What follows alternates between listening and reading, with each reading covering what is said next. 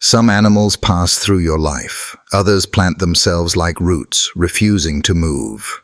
For Lila, a child too young to understand loss, it began with a crust of bread. She fed it to a starving shepherd by the fire tower. He could have taken it and left, but he didn't. From that day, he became her shadow, and later, the shield that saved her life. For Eleanor, the lonely woman who opened her cabin door, he became something else. Proof that loyalty has a way of finding us, even when we no longer believe we deserve it. This is their story, raw, tender, and unforgettable. The storm had been gathering all day, rolling in from the north like a living thing that knew no mercy. By nightfall, it had grown into a force that battered the mountains of western Montana with a rage that felt personal. Snow didn't fall so much as it attacked, hurling itself sideways through the canyons, slamming into the ridgelines, wrapping trees in choking shrouds of white. Wind howled through the timber like a chorus of lost voices, each gust screaming against the cabin windows as though it wanted to claw its way inside. To anyone else, it might have felt like the end of the world. To Eleanor Hart, it was simply another winter night. Her cabin crouched at the base of a bluff where pines grew so dense that the sound of the gale was muted, but never silenced. The building was old, hand-hewn logs darkened with decades of smoke and weather, but sturdy. In the flicker of the wood stove, the knots and grains seemed alive, twisting shadows across the floor. The smell of pine sap clung to every board, familiar, grounding, and sharp as memory. Eleanor stood near the stove, one hand wrapped around a chipped ceramic mug that had once belonged to her mother. The tea inside had long gone cold, but she liked the weight of it in her palm. She stared into the fire as if daring it to go out, knowing that the storm beyond the walls could strip heat from the air faster than she could replace it. She was 42 now, though most days she felt older. The years had carved themselves into her face, not with lines so much as with shadows. Subtle changes in how she held herself, how her mouth stayed pressed into silence even when she wasn't upset. Her chestnut hair, once the color of warm oak polished to shine, was threaded with silver strands she never bothered to hide. She tied it back in a braid each morning, not for vanity, but because loose hair irritated her when she bent over an animal in pain. Practicality had become her only adornment. There had been a time, not so long ago, when her name carried weight in veterinary circles. Cornell-trained conference speaker, a surgeon whose steady hands could repair a champion racehorse's shattered leg or save a prize show dog minutes from death. She had been the doctor clients flew across states to see. She had been admired, wanted, needed. But 10 years ago, on an Alaskan glacier, all of that ended. The memory still lived with her, coiled and waiting like a snake in the grass. She had gone with Daniel, her fiancé, her partner in everything, for a climbing trip he had dreamed about for years. The sky had been impossibly blue, the world crystalline, each ridge gleaming like it had been cut with diamond. They had been laughing, she remembered that part vividly, their crampons biting into the ice as they crossed a field of crevasses. Then, without warning, the world opened beneath his feet. She could still hear the crack. The rope had snapped tight, jerking her harness so hard it bruised her ribs. She had thrown herself down, tried to anchor. For one terrifying heartbeat, she thought she had him. But the ice gave way under her axe. She felt the pull of gravity, the tearing of weight. And then, the silence. The rope went slack. Rescue teams never recovered him. Just his glove, found days later, caught in a drift. That was the moment Eleanor Hart disappeared. She returned from Alaska Hollow, walking through her clinic like a ghost. Patients lived, animals healed, but something essential in her had bled out on that glacier. Within a year, she sold her share of the practice. Within 2, she packed what little she cared about into the back of a truck and drove until the road ended at this patch of wilderness. She told herself she wasn't running, only choosing quiet. But deep down she knew, when you lose the person who carried half your heartbeat, silence feels safer than sound. Now, as the storm screamed, Eleanor found herself grateful for the stillness inside her cabin. It was the only place she could breathe without the world demanding anything of her. She moved from the stove to the small window above the sink. Frost feathered the glass, thick enough that she had to scrape with her fingernail to see through. Beyond lay a landscape erased, fence posts vanished, the road indistinguishable from the fields, even the tree line blurred into a shifting white wall. The snow fell so heavily, it seemed determined to bury everything it touched, to erase the evidence that life had ever existed here. The wind hit again, rattling the shutters. Eleanor pressed her palm to the cold glass. "Do your worst," she murmured, not sure if she was speaking to the storm or to the years that had brought her here. Behind her, the kettle hissed where it had begun to steam again. She poured fresh water into her mug, dropped a tea bag into the swirl, and watched the liquid darken slowly. Simple rituals. That was how she survived. One act of care at a time, even if it was only for herself. For a moment she closed her eyes and let herself imagine another life, the sound of laughter echoing in the kitchen, Daniel's hand reaching past her for the kettle, his voice teasing her about burning the biscuits again. The ache in her chest came sharp, immediate. She pressed her lips together until the memory dulled back into silence. The storm roared louder, battering the cabin as though it had grown angry with her defiance. The door shuddered on its hinges, a deep, hollow sound that reverberated through the frame. Eleanor's eyes flicked toward it, instinct pricking. She set the mug down, her fingers lingering a moment on the rim before she let go. There was no one out here, no reason for anyone to come. And yet, something about the wind tonight felt different, like it carried more than snow, like it carried a warning. Eleanor's heart drew her shawl tighter around her shoulders and moved toward the fire. She stoked it once more, watching sparks rise and vanish into the chimney. Her heart beat steady, but her gaze kept sliding back to the door, to the way the shadows shifted along its frame.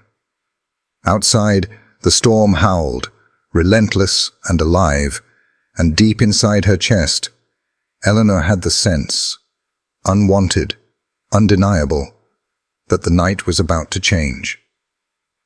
The sound came suddenly, muffled but undeniable, a dull, heavy thud against the wooden door. Eleanor froze, the mug of tea halfway to her lips, her eyes narrowing toward the sound. The cabin was built to withstand storms, but it had never before felt as though something, or someone, was knocking with such weight. For a heartbeat, she considered that it might be the wind, some branch torn loose and hurled against the frame. Yet instinct told her otherwise. Her pulse climbed, sharp and insistent. She had lived too long in the wilderness not to listen to the quiet warnings inside her bones. She set the mug down on the table, its clink swallowed by the wind. Slowly she straightened, her body taut with the kind of alertness she hadn't felt since her clinic days, when emergencies crashed through the door without warning. The storm roared on, pressing against the walls. Eleanor's breath misted in the cold draft leaking through the seams. She glanced at the rifle mounted above the mantel, then dismissed the thought. Something deeper than fear whispered to her. This wasn't danger. This was needed. She crossed the floor, her boots thudding softly against the planks. At the door, she hesitated, one hand resting on the latch. The blizzard shrieked outside, trying to claw its way in, as if to warn her that opening the door would change everything. And she knew, somehow, that it would. With a breath drawn deep into her lungs, Eleanor pulled the latch and cracked the door open. The storm exploded inward at once, a rush of snowflakes and freezing air that bit into her skin like needles. She lifted an arm to shield her face. Through the blur of white, a dark shape slumped across the threshold. At first she thought it was a fallen log, blackened with ice. Then the shape shifted, trembled once, and she saw it. Fur, matted with blood, ears drooping, a massive body collapsed against the porch. A German shepherd. Eleanor's heart lurched. The animal was huge, even crumpled as he was, his coat a mix of sable and black, streaked now with dirt and red. Snow clung to his flanks, already freezing into crusts of ice. His sides heaved shallowly, each breath ragged, steam rising faint from his muzzle. She took one step closer, crouching against the gale. That was when she saw the movement beside him. A small figure. Thin arms wrapped around something clutched tight to her chest. A girl, 6, maybe 7 years old, sat huddled in the snowdrift, her knees drawn up, her whole body shaking. Tears streamed down her cheeks, leaving frozen tracks across her pale skin. Her lips were blue, her eyes wide and wild with terror. In her arms lay a bundle of cloth, a baby swaddled in a damp blanket. The world tilted for Eleanor, just for an instant. The infant's face was pinched, its tiny fists trembling against the cold. A faint wail, swallowed by the storm. The older child, her sister surely, rocked back and forth, whispering broken sobs into the fabric, trying to keep both herself and the baby warm. Eleanor's throat tightened.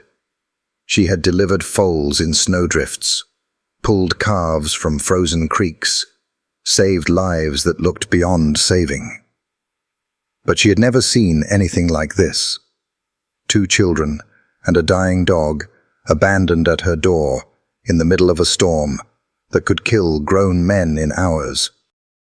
She dropped to her knees in the drift, the cold biting through her jeans, and reached out.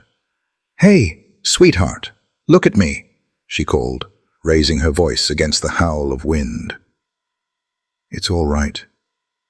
You're safe now." The girl lifted her head, eyes glassy with fear. She clutched the baby tighter, as if afraid Eleanor might take her away. "Please," the child whispered hoarsely. "She's so cold. Don't let her." The rest dissolved into a sob. Eleanor didn't hesitate. She slipped off her coat and wrapped it around the girl's small frame, tugging both children closer. The baby's skin was icy against her hands, lips tinged with blue. Every instinct screamed at her. Minutes mattered. She glanced at the shepherd. His amber eyes cracked open, dim with pain, but locked not on her, on the bundle in the girl's arms. His gaze never wavered from the infant, as though his whole reason for crawling to her porch had been this fragile life. Something in Eleanor's chest cracked, raw and sudden. "We're going inside," she said firmly. Balancing the children against her chest, she staggered to her feet. The wind nearly shoved her back, but she forced herself forward, step by step, until she crossed the threshold. She kicked the door closed behind her, sealing out the storm, leaving the dog still sprawled across the porch.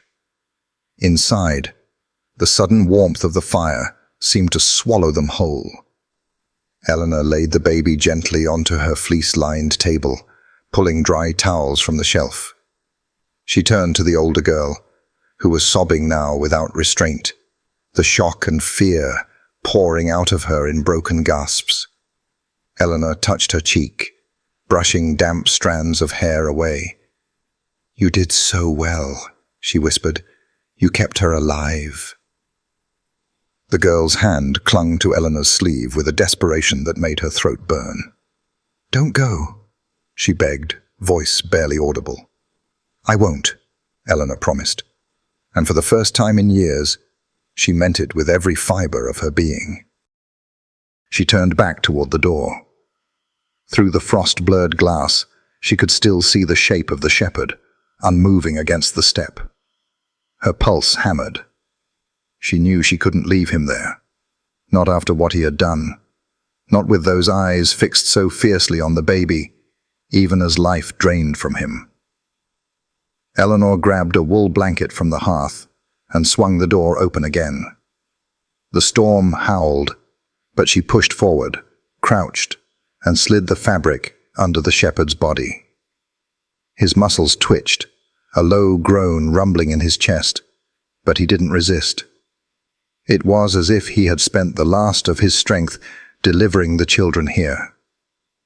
"You brought them to me," she murmured, half in awe, half in disbelief. "Now let me help you." As she dragged the dog inside, the girl's sobs filled the cabin. The baby whimpered weakly, and the firelight stretched across the walls like fragile hope refusing to die.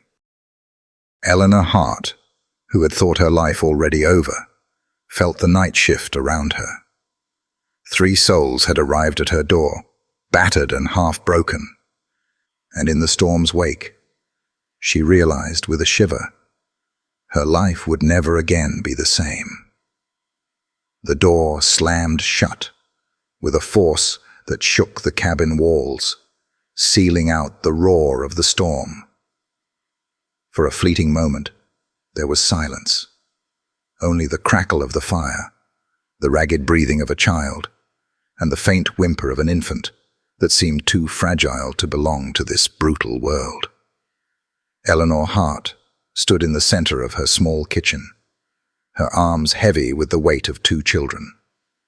She set them down quickly, her movements sharp, precise, the instincts of a woman who had spent her life in crisis, where hesitation meant loss. The baby went first, laid carefully on the fleece-lined exam table near the wood stove. The older girl collapsed into a chair, her small hands gripping the edges so tightly her knuckles went white. The infant's lips were tinged with blue, her chest rising shallow, uneven, as if each breath was a battle. Eleanor's pulse surged. She had seen foals born into blizzards, lungs too weak to cry, lambs pulled from the ice with death already touching their eyes. She had saved them before. She would save this child now. "Stay with me, little one," she whispered, already stripping the wet blanket away. The baby's skin was icy beneath her fingers. She grabbed fresh towels, warmed them by the fire, then wrapped the infant in quick, tight layers. Her hands moved without hesitation. Thermometer, glucose drops, tiny blood pressure cuff. She had kept pediatric supplies out of habit, never imagining she would need them tonight. She rubbed the infant's chest gently, stimulating the skin, coaxing the lungs to fight. "Breathe," she urged. "Come on, sweetheart, breathe." Behind her came the sound of broken sobs. Eleanor turned briefly. The older child, Lila she guessed, sat trembling, tears streaking her cheeks. Is she going to die?" the girl whispered, her voice hoarse, almost lost in the crackle of flames. Eleanor crossed quickly, dropped to her knees, and took the child's cold hands in hers. "No," she said firmly, eyes steady. "Not while I'm here. Do you understand me? I won't let her go." The girl blinked, tears welling, and nodded once. Her grip on Eleanor's hand was desperate, as if she feared that letting go would mean losing everything. The baby stirred then, a faint twitch in her tiny fingers. Eleanor snapped back to the table, bent low, and pressed 2 fingers lightly against the infant's chest. A heartbeat fluttered, faint but present. Relief rushed through her, quick and sharp as oxygen after drowning. She leaned close, blowing warm air gently across the baby's face, then rubbed the soles of her feet to stimulate circulation. For a long moment, nothing changed. Then, faint, rasping, almost too soft to hear, the infant let out a cry. A weak sound, but enough. Eleanor exhaled, her hands trembling. She whispered, "That's it, darling. Stay with me. Stay here." The fire popped, sparks rising into the flue. Eleanor wrapped the child in dry wool, tucked her against a hot water bottle, and watched with hawk's eyes as the breaths grew steadier, the color edging back into her skin. Each sign of life was a victory, hard-won, fragile, but real. Only when the baby's breathing steadied did Eleanor allow herself to turn toward the other presence in the room, the dog.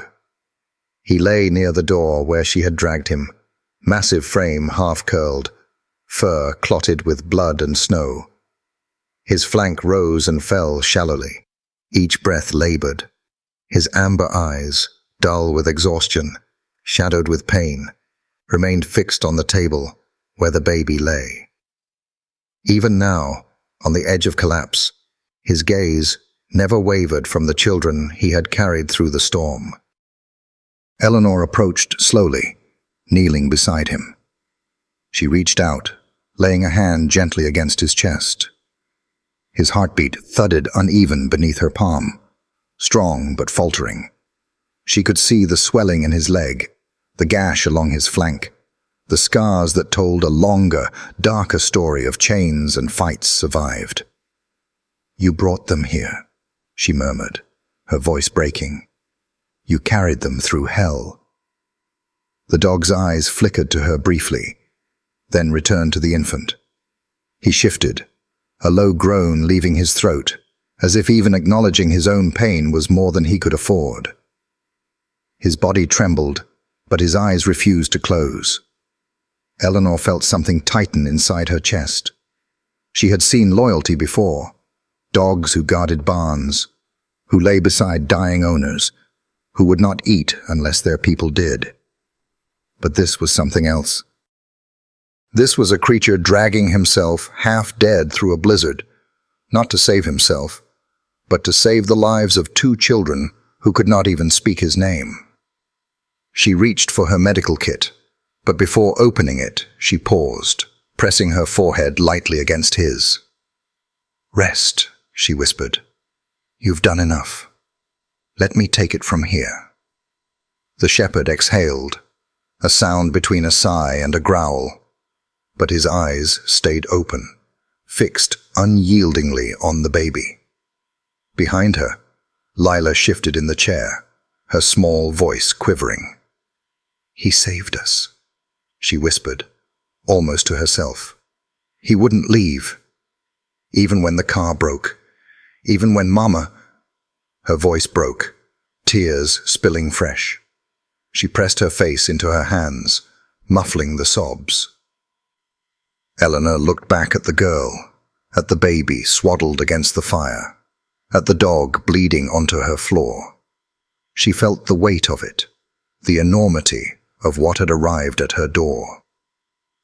3 lives balanced on a knife's edge. 3 souls asking for something she hadn't believed she could give anymore. And yet she moved without hesitation. She bandaged the dog's flank as best she could, packed the wound with clotting powder, looped a towel beneath his belly to keep him closer to the fire. She spoke softly as she worked. Words meant as much for herself as for him. "You're not alone anymore. Not one of you." The child's sobs quieted. The baby's breathing steadied, warm against wool. The shepherd's eyes, though heavy, still held their vigil. And Eleanor, kneeling in the flicker of firelight, realized with a sudden, piercing clarity. Her quiet, hidden life was gone. She had been given 3 lives tonight. Fragile, battered, but alive. And somehow, impossibly, she knew. They were meant to save her just as much as she was meant to save them.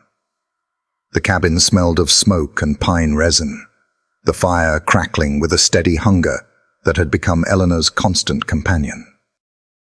Tonight, it was no longer just her comfort. It was the lifeline between survival and loss. She moved quickly, every gesture sharpened by years of medical training, yet softened by something deeper, the quiet urgency of hope. The infant lay on her fleece-lined exam table, swaddled in dry blankets that Eleanor rotated near the fire for warmth. The child was so small, impossibly small, her breaths shallow and fluttering like moth wings. Eleanor bent low, listening, her ear pressed close to the baby's chest. The heartbeat was there, faint, irregular, but present. "Stay with me, little one," Eleanor murmured, her voice steady, though her own heart hammered. She rubbed the baby's arms and legs gently, coaxing blood back to the surface. She slipped a thermometer under the fragile arm and read it with a frown. Hypothermia, no doubt. Dangerous, but not beyond saving. Not yet. She reached for glucose drops from her kit, tilting the infant's chin just so, letting a few sweet drops coat her lips. "Come on," she whispered. "A little more strength. You've already made it through the storm. Don't stop here." The baby stirred faintly, lips smacking, eyelids fluttering. Eleanor exhaled, relief flickering across her face, before she forced herself back into focus. She wrapped the infant tighter in wool, slipped a warmed water bottle against her belly, and angled the heat lamp overhead. Every action was clinical, precise, but the way her hands lingered, the way her thumb traced the infant's cheek, betrayed something else. Behind her came a sound, soft, broken, like the wind pressed into a child's throat. Eleanor turned. The older girl sat in the chair, knees drawn up, her small body dwarfed by Eleanor's oversized coat. Tears streaked down her face, carving paths through the grime. Her eyes, wide, hazel, desperate, never left the baby on the table. And her hands. One clung fiercely to Eleanor's sleeve, even from across the space, as though letting go would shatter what little safety she had found. Eleanor crossed to her, crouching so their faces were level. "Hey," she said softly, "you're safe now. Both of you are." The girl sniffed, shaking her head hard, her voice cracking. She stopped moving in the snow. I thought." Her words dissolved into a sob, and she clung tighter, little fingers biting into Eleanor's arm. Eleanor's breath caught. The pressure of that grip, small, trembling, utterly human, sent a jolt through her. She hadn't been touched like this in years. Not since Daniel, not since her old life. The clinic, the patients, the bustling city, all of it had faded into silence when she left. She had trained herself not to need touch, not to ache for it. But now, this child's desperate clutch broke through all her defenses. The warmth of small fingers against her skin felt like a lifeline thrown across a canyon she hadn't dared to cross. Eleanor swallowed hard, fighting the burn in her throat. She laid her free hand gently over the girl's, anchoring it there. "You did so well," she whispered. "You brought her here. You held on. That's why she's alive." The girl's tears spilled faster, but her gaze softened, searching Eleanor's face as if testing whether she truly meant it. Slowly, the girl nodded. "What's your name?" Eleanor asked gently. "Lila," the girl whispered, her voice raw. Lila, Eleanor repeated, steady and sure, as though saying it aloud could carve it into safety. And she's your sister? Lila nodded again, clutching harder. Grace, she breathed. Her name is Grace. Mama said she's Grace. Eleanor closed her eyes briefly, pain tightening her chest. Grace. The name felt too fitting, too fragile, as though it had been chosen by the storm itself. She squeezed Lila's hand once more, then shifted back to the table. Grace's breaths came stronger now, though still shallow. Eleanor checked her vitals again with the careful touch of experience. Pulse was steadier, skin warming. The child had a chance. God, she had a chance. Eleanor straightened slowly, the weight of the moment pressing into her bones. She looked between the two children, one trembling in grief and shock, the other clinging to life with fragile determination. And she realized, her cabin, her solitude, her carefully built wall of silence, none of it existed anymore. These two lives had broken through it in less than an hour. Her gaze drifted toward the dog sprawled near the hearth. His breathing was ragged, his fur still damp with blood, but his eyes remained open, locked on the table, on Grace. He hadn't blinked once since she carried them in. Even now, on the edge of collapse, he refused to surrender his watch. Eleanor felt a shiver ripple through her. Loyalty like that. It was something she'd read about in war stories, something she'd seen hints of in working dogs she'd treated over the years. But never this. Never a creature that chose to crawl half dead through a blizzard to deliver children into safety. She turned back to Lila, brushing a stray strand of hair from her face. The girl leaned into the touch instinctively, her small frame still shaking. Eleanor whispered, almost to herself, "You haven't been touched in so long." The words caught in her throat, too raw to speak aloud. But in her chest, the truth ached. She guided Lila to the cot in the corner, tucking another blanket around her shoulders. "Rest if you can," she said softly. "I'll watch her. And him."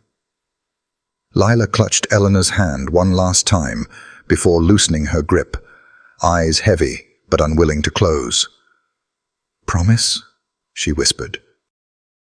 Eleanor leaned close, pressing her forehead gently against the child's for a moment, the way she had with frightened animals in surgery. "I promise." The girl's breathing slowed, her body sagging under exhaustion, though her eyes stayed fixed on Grace, until they finally fluttered shut. Eleanor stood in the firelight, her own hands trembling now that the immediate danger had eased. She looked at Grace, her chest rising steadier now, then at Lila, curled against the blanket, and finally at the dog, whose gaze refused to leave them. 3 strangers had been delivered to her door, and in their fragility, their desperation, their unspoken trust, Eleanor felt something stir within her chest, a pulse of life she hadn't allowed herself to feel since Daniel's fall into the glacier. She pressed her palms to the table, whispering into the hush, "I won't let you down, any of you." The storm raged outside, battering the cabin. But inside, for the first time in years, Eleanor felt the fragile warmth of connection, the kind that could thaw even the deepest ice. The firelight had steadied, throwing long amber shadows across the floorboards. Eleanor rose from the side of the infant, her fingers aching from the tension of so many small, precise movements. Grace was stable for the moment. Lila, wrapped in a heavy quilt, had slipped into an uneasy half-sleep, her small body trembling each time the wind rattled the shutters. That left the shepherd. Eleanor turned toward him with the weary determination of someone who knew her night was far from over. The dog lay near the hearth where she had dragged him, a dark mound of fur and muscle, blood drying in a thick mat along his flank. His breaths were shallow, rattling softly in his chest, but his eyes remained open, fixed not on her, but on the children. They hadn't wavered once. She crouched beside him, careful, deliberate. "All right, boy," she murmured. "Your turn." The shepherd's ears twitched faintly at her voice. He shifted slightly, a low groan rumbling from his throat, but he did not resist when she laid her hands against his body. The sheer size of him struck her. He was easily 90 pounds, perhaps more, broad through the shoulders, a dog bred for endurance and power. But now his frame trembled beneath her touch, his strength leaking away with every drop of blood that stained her floorboards. Eleanor pulled on a pair of gloves and began her assessment, her mind snapping into the calm rhythm of triage. First, the flank, where the blood was worst. She parted the matted fur carefully, grimacing as she revealed the gash. It was deep, a tearing wound that looked as though he'd been ripped open by metal or shattered glass. Jagged edges, dirt, ground into the tissue. Infection waiting like a shadow. "Damn," she whispered under her breath. She flushed the wound with antiseptic solution, the smell sharp in the air. The dog flinched but made no sound. His eyes, those amber eyes, remained fixed across the room where Grace lay, bundled against the fire. "You're not even worried about yourself, are you?" Eleanor muttered. She packed the wound with clotting powder, then wrapped it in gauze, her hands moving swiftly, methodically. Next, the leg. She ran her fingers carefully along the hind limb, feeling for alignment. The swelling was severe, hot to the touch. When she pressed gently along the joint, the shepherd's muscles tensed, his breath catching. A torn ligament, maybe worse. She shook her head. Without x-rays, she couldn't be sure. But she knew this. He would never walk right without care. And yet, he had carried children through a blizzard on this broken leg. Her throat tightened as she whispered, "What kind of strength lives inside you?" She continued, checking his paws. Pads split raw, bleeding from ice and stone. Old scars traced his body like a map. Around his neck was the worst of them. A thick ring of hairless skin, smooth and puckered where a collar had once bitten too deep for too long. She reached out gently, fingertips brushing the scar. The shepherd's eyes flicked to hers for the first time, steady and unflinching. Eleanor swallowed hard. "You've seen too much," she whispered. "Haven't you, boy?" She set her kit aside briefly, reached for the handheld scanner she kept for livestock rescues. The thought had struck her earlier, but she hadn't dared hope. Now, with the dog lying silent and broken before her, she ran the device slowly along his shoulder, his neck. For several seconds, nothing. Just the crackle of fire, the wind pressing against the cabin walls, the faint hiss of his breath. Then, the scanner beeped. Eleanor's head snapped up. She adjusted the device, ran it again. The beep returned, faint but unmistakable. She leaned back on her heels, staring down at him. "You're chipped." Her pulse quickened. Dogs like this weren't strays. Not with a microchip.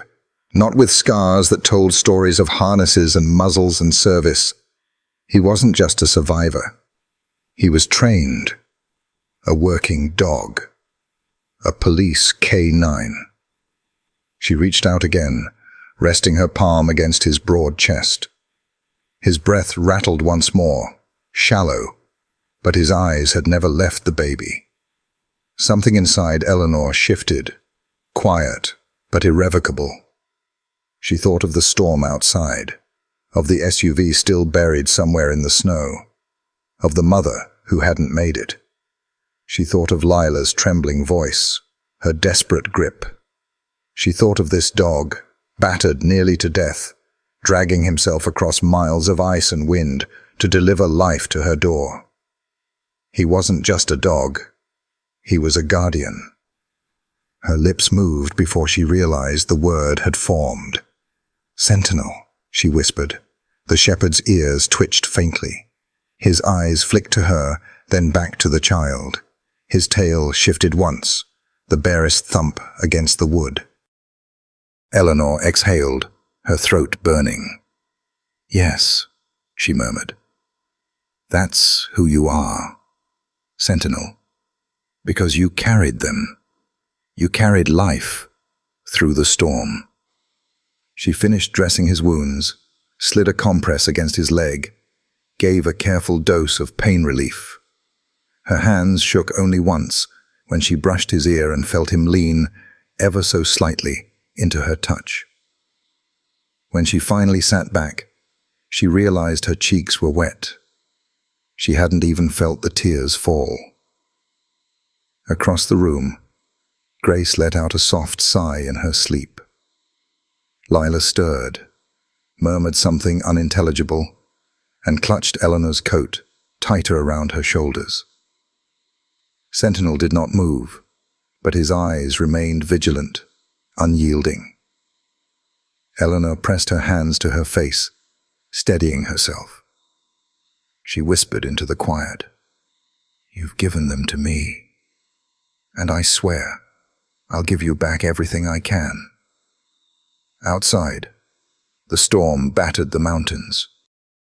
Inside the cabin, a woman who thought she had nothing left knelt beside a dog who had given everything.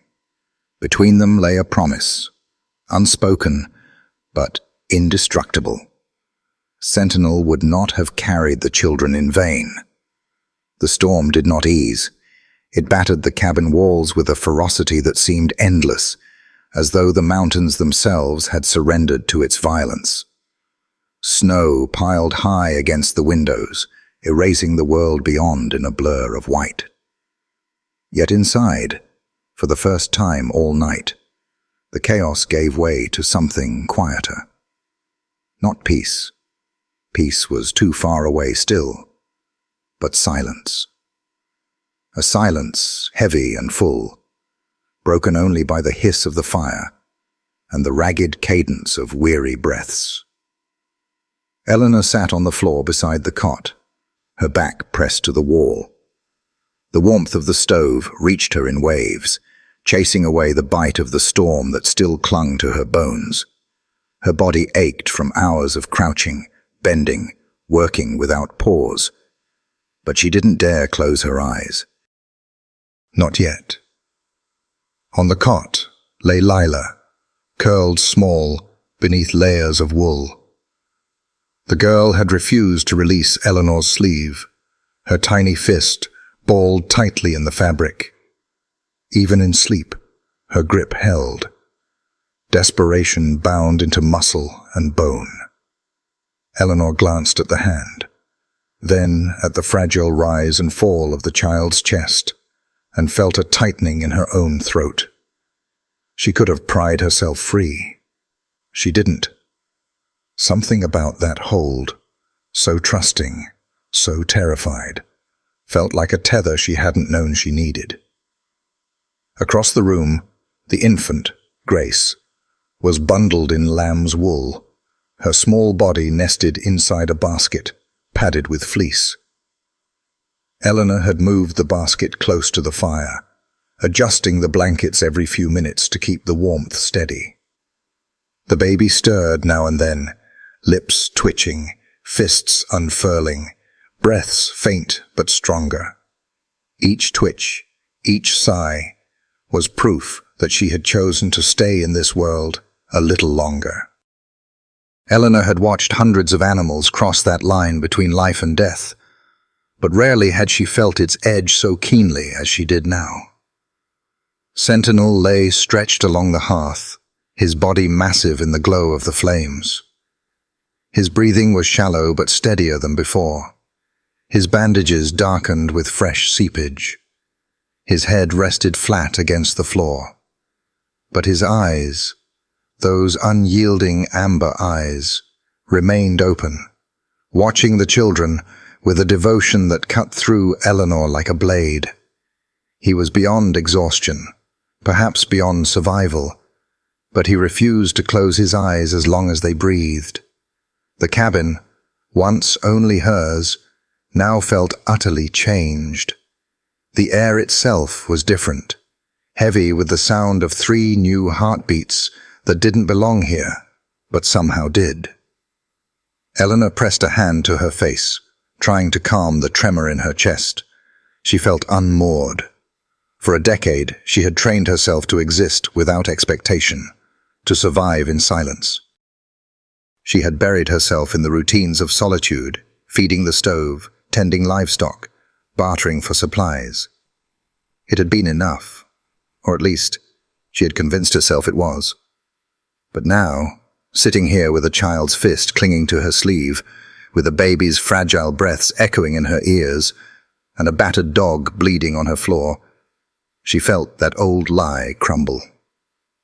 Her eyes flicked to the desk in the corner, its surface layered in dust, a leather-bound journal half buried beneath old envelopes. She hadn't touched it in 18 months, not since she had last tried to put words to the emptiness, and failed. Words had always been her second lifeline, the place where she stored memories, grief, the fragments of Daniel she couldn't bear to speak aloud. But eventually, even that had gone silent. Now, though, tonight, something in her chest stirred. A need to record, to capture the weight of this moment before it slipped away. Carefully, she eased Lila's fingers from her sleeve, tucking the girl's hand back under the quilt. She stood slowly, her joints stiff, and crossed the room. Sentinel's gaze followed her, wary, protective, but he did not stir. Eleanor lifted the journal, brushed the dust from its cover, and sat at the small wooden table. She opened it. The last entry stared back at her. Fragmented sentences about Daniel, the glacier, the silence afterward. The ink had bled in places, warped by the pressure of tears she hadn't admitted she'd shed. Her hand trembled as she turned to a fresh page. For a long moment, she simply stared at the paper, the pen poised above it. Then she wrote, "Tonight, a storm tried to erase the world, but it delivered 3 souls to my door instead. A child with eyes too old for her years, clutching her sister as though her arms alone could keep her alive.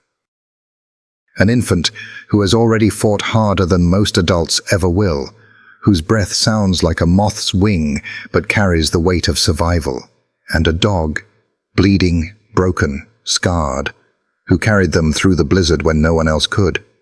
She paused, her chest rising unevenly. She glanced back at Sentinel. His gaze met hers briefly, as if in acknowledgement. She bent back to the page. "I thought I was finished with life. I thought silence was enough. But tonight I was given 3 lives. Perhaps they were meant to save mine." Her hand stilled. The words looked strange on the page, as though they belonged to someone else. Yet when she read them again, she felt something stir, something warm, painful, hopeful. She set the pen down, pressing her palm against the paper, as though to keep the words from slipping away. Behind her, the cabin settled deeper into quiet. Lila's breathing evened out into the rhythm of sleep. Grace shifted faintly, sighing as if dreaming already. Sentinel's chest rose and fell in time with the fire's glow, his eyes finally, drifting closed. Eleanor leaned back in her chair, staring at the flickering firelight. The storm raged outside, howling, tearing at the mountains. But inside her cabin, for the first time in a decade, there was something stronger than the silence. There was life. Morning did not arrive gently. It came pale and brittle, light bleeding reluctantly through a sky smothered in clouds. The storm had not relented. It had only shifted moods. The wind still prowled the ridges, whistling through pine and canyon, carrying with it the kind of cold that threatened to snap bone. Eleanor sat slumped at her table, her journal open, though the pen had fallen from her hand hours earlier. She hadn't slept. She couldn't. Each time she closed her eyes, she heard the ragged breath of the infant, saw Lila's tear-streaked face, felt the weight of the German shepherd's amber gaze. She'd stayed awake to guard them, as if her sheer will might hold their lives intact. Now, as the kettle groaned on the stove, Eleanor's ears caught something new. An engine cutting through the storm's howl. Not the distant whine of a snowplow on the highway. Closer, more deliberate. The sound of tires chewing their way over ice and gravel. She stood, tense. Out here, visitors were rare, especially in weather like this. She pulled back the curtain and squinted through frost-laced glass. A battered white pickup crawled along the track, its bed stacked with crates, chains rattling against the wheel wells.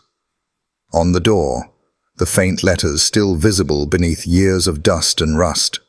Sloan Veterinary Mobile Service. Eleanor's shoulders loosened. Miriam Sloan. The truck eased to a stop, engine idling low. A figure climbed out, tall and wiry, wrapped in a canvas coat patched at the elbows. A wool cap was pulled low over steel-gray hair braided down one shoulder. Miriam moved with the economy of someone who had spent her life working against time. No wasted steps, no hesitation, every motion cut clean. She hefted a leather satchel from the passenger seat, slammed the door against the wind, and trudged toward the cabin. Eleanor opened the door before Miriam could knock. "Damn roads," Miriam muttered as she stepped inside, stomping snow from her boots. "Nearly put the truck in a ditch twice. The place looks half buried."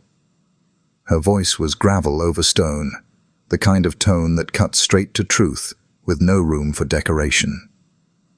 "Thank you for coming," Eleanor said quietly. Relief softened her words more than she intended. Miriam snorted, pulling off her gloves. "You put out an emergency call on the hams. Didn't give me much choice, did you?" Her eyes, sharp as broken glass, swept the cabin. They landed first on the infant swaddled by the fire, then on Lila curled in the cot, then finally on the shepherd stretched along the hearth. Something flickered behind her eyes, a recognition she didn't voice. She set her satchel on the table with a heavy thud. "All right," Miriam said briskly. "Tell me what we've got." Eleanor led her first to the infant. She explained the hypothermia, the glucose drops, the slow return of color. Miriam crouched, her large hands surprisingly gentle as she checked the baby's temperature and pulse. "Good work," she muttered. "She's still fragile, but she'll hold on if she stays warm." Next came the shepherd. Miriam lowered herself beside him, unwrapping the bandage Eleanor had applied in the night. The wound seeped through again, raw and ugly. Miriam's jaw tightened. She probed the leg carefully, nodding once. "Ligament tear," she said. "Deep. He'll be lame for a while, but it's mendable. Painful as hell, though." Her fingers moved to the scar around his neck. She brushed it once, her face unreadable. Somebody kept him chained long enough to scar deep. And here, she traced a line across his hip. "Old injury. The dog's been through hell." Eleanor said nothing. She watched Miriam work, her colleagues' hands as steady as they'd been 2 decades earlier, when the two of them had stood side by side in surgical theaters, shoulder deep in blood and bone, saving lives others had written off.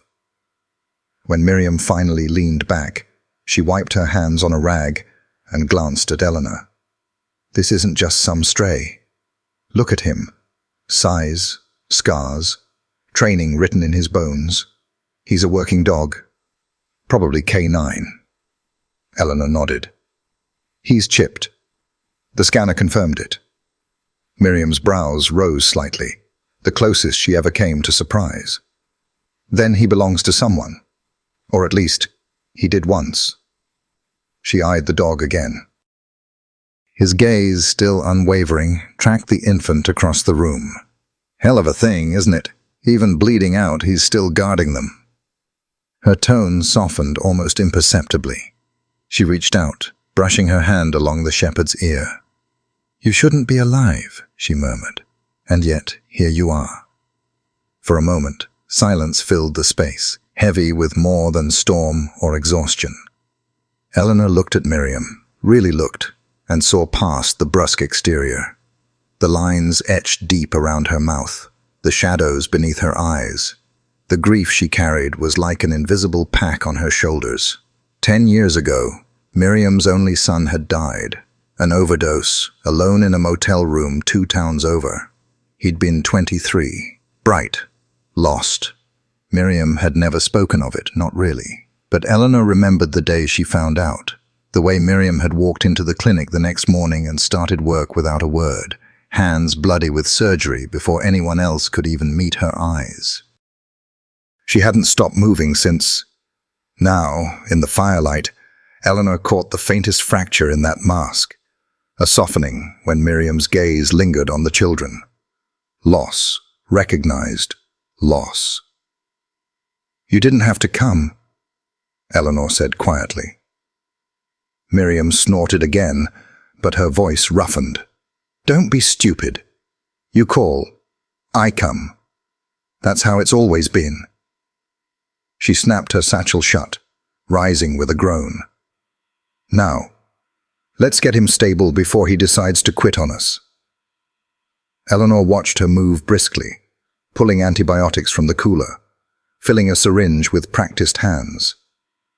Beneath the efficiency, beneath the gravel and sharp edges, Eleanor saw the same thing she saw in the shepherd's amber eyes. A refusal to surrender, no matter the cost. And for the first time in years, Eleanor felt something fragile but undeniable take root in her chest. She wasn't alone anymore.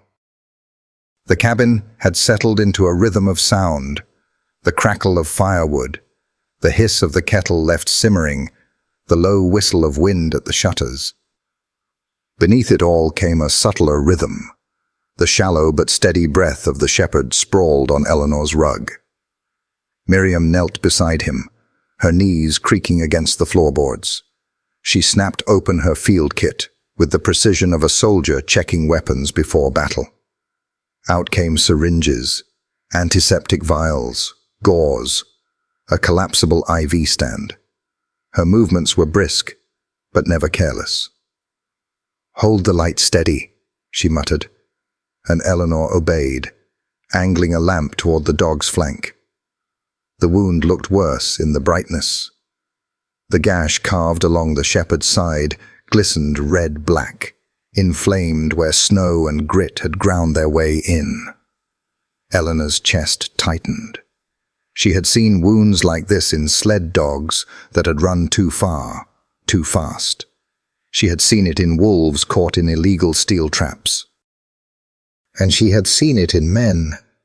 Soldiers airlifted off glaciers with bodies torn by ice. Sentinel didn't flinch under their touch.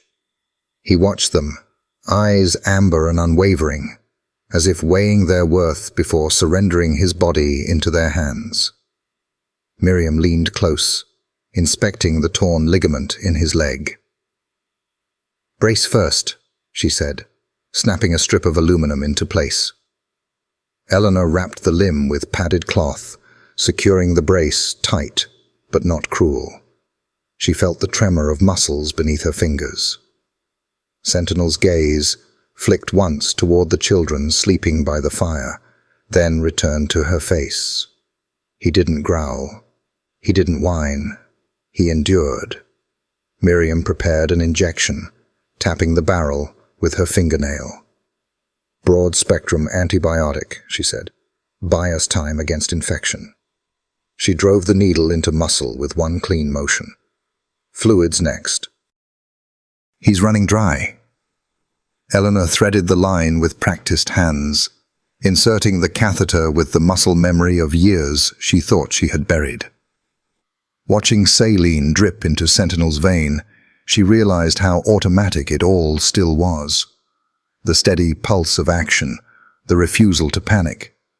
Even after everything, her body remembered how to fight for a life.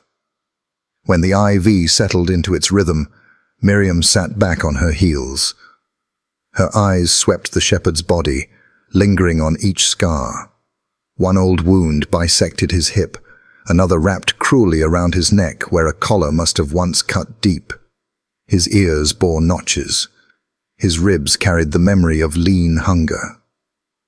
"This dog," Miriam murmured, voice softer than Eleanor had heard in years, "wasn't meant to survive. And yet he did." Eleanor's throat tightened. The fire cracked, spitting sparks. Miriam touched the scar around Sentinel's throat. "That's not a training mark. That's cruelty. Whoever held him once, chained him long, maybe starved him, wanted obedience through pain." Her hand drifted lower, to the old injury across his hip. "But this is work. Service. Years of it. He's been on the line. You can see it in how he doesn't fight us, even now. He knows the drill. Knows what it means to be patched up so he can go again." Eleanor swallowed. "So he was both." "Both," Miriam said. "A warrior and a victim. And somehow, he came out the other side, still standing." They sat in silence for a moment, the words hanging heavy between them. The image was stark. A creature who had suffered, been used, discarded, and still carried 2 children through a storm no human could have crossed alone. Sentinel's eyes shifted, landing again on the baby bundled in lamb's wool. His gaze softened, if such a word could be applied to something so primal. He blinked slowly, and for the first time, his lids lingered half-closed. "He trusts them," Eleanor whispered. "No," Miriam corrected, her voice rough but certain. "He lives for them. That's the difference." Eleanor drew in a shaky breath. The firelight threw shadows across her journal on the table, the ink from last night's entry still wet where her hand had trembled. She remembered the line she had written. "Tonight, I was given 3 lives. Perhaps they were meant to save mine." Watching the shepherd now, she wondered if the same truth applied to him. Maybe he had been given one last mission, and it had carried him to her door. Miriam finished dressing the wound, layering gauze and tape until the gash looked less like a death sentence and more like a battle scar. She adjusted the IV, then rose slowly, stretching her back with a groan. "He'll hold," she said, her voice clipped, practical again. "If infection doesn't set in, if his body doesn't quit, he'll hold." Eleanor reached out, brushing her fingers along Sentinel's ear. The fur was coarse, crusted with dried blood. Yet beneath it pulsed warmth, fragile but alive. "Sentinel," she whispered again, tasting the name on her tongue. "Because that's what you are. A guardian who refuses to fall." The shepherd stirred faintly at the sound, his gaze flicking once more to her face. It was not recognition, not yet, but it was something like acknowledgement. Miriam caught the moment, her lips tightening. Names matter, she said. Especially for the broken ones. They tell you who you were meant to be, even when the world tried to make you something else. Eleanor said nothing. She didn't need to. She simply sat there, hand resting gently against the shepherd's coarse fur, as the storm rattled the windows and the fire held its line against the dark. In the silence, she realized her heart had begun to pound, not with fear, but with something she hadn't felt in years. A fragile, unfamiliar rhythm. Hope. The cabin had grown quieter as the night pressed on. The storm outside still raged, but it was muffled now, the sound softened by thick snow burying the walls and roof. Inside, the fire was the only light, casting its warm glow across the small room where lives had been stitched together in fragile threads of survival. Sentinel lay on the rug, his breathing shallow but steady, tethered to the IV that dripped with patient rhythm. Eleanor sat near him, her journal still open on the table but forgotten, her hand resting on the shepherd's coarse fur as though anchoring him to this world. Miriam, folded into the old armchair, pretended to doze, though her sharp eyes flicked open at every change in sound. It was the faint rustle of blankets that drew Eleanor's attention. Across the room, the little girl stirred. Lila's small form shifted, her tiny hands tightening around the wool as she rolled onto her side. Her eyelids fluttered, and she woke, not with the shrill cry of terror Eleanor expected, but with a soft, broken whimper. Eleanor rose at once, kneeling beside her. "Shh, you're safe," she murmured. The words felt strange on her tongue, unused for so long, but Lila's eyes blinked open, wet and luminous in the firelight, and she clung to the sound as if it were rope thrown across dark water. For a long moment, the child said nothing. She only looked around the cabin, gaze darting between Eleanor, the fire, the bundled infant, and then, inevitably, to Sentinel. The shepherd stirred faintly under that gaze, lifting his head a fraction before letting it sink back onto his paws. His amber eyes never left her. Lila's lip trembled. Then, haltingly, words came. "We were in the car. Mommy was driving." Her voice cracked, too thin for a story so heavy. She pressed her face into Eleanor's sleeve, speaking into the fabric like it might shield her. It was dark, so dark. The snow wouldn't stop. Mommy said, "Hold on." But then... Her tiny body shook with the memory. Eleanor's hand stroked her hair, but she didn't interrupt. She knew that silence, when held gently, could be as healing as touch. The car, it slid. Lila's fingers dug into Eleanor's sleeve. It slid off the road and we hit something. There was glass. Mommy, she wasn't moving. Her breath hitched, and Eleanor felt the sharp twist of recognition in her chest. This was not the panic of a child's imagination. It was a memory, pure and raw. The fire popped, spitting sparks. Miriam sat forward now, her eyes narrowing, but she didn't speak. She let the child's voice fill the space. "I was scared," Lila whispered, so low it was almost lost. "The baby was crying, and I didn't know what to do. Then..." Her head tilted, and her gaze found Sentinel. Then he came. The dog's ears flicked faintly, as if he understood his role in her story. Lila swallowed. "He pulled us out of the car. I don't know how, but he did. He grabbed my coat, and he pushed me out the door. And when I tried to go back for the baby, he was already there. He wouldn't leave us." Her words broke into sobs, not of panic this time, but of release. Like a dam cracking under the weight of truth finally spoken. Eleanor felt her throat tighten. She looked at Miriam, and in that glance, the weight of the revelation settled between them. A German shepherd, battered and bleeding, had dragged a 6-year-old girl and a 2-month-old infant out of a wreck in the middle of a Montana blizzard, had carried them, against every law of nature and survival, to her door. It was impossible. And yet, it had happened.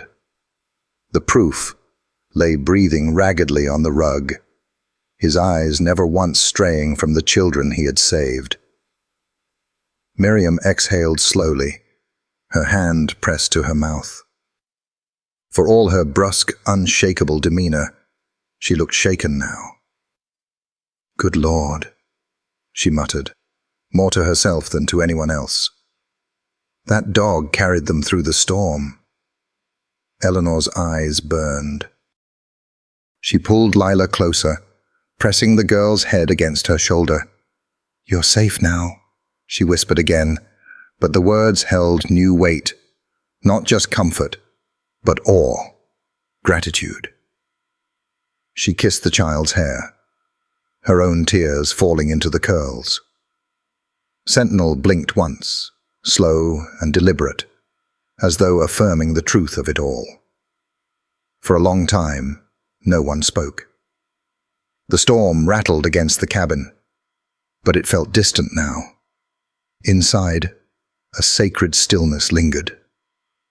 Finally, Lila's voice, small, exhausted, but steady, broke it.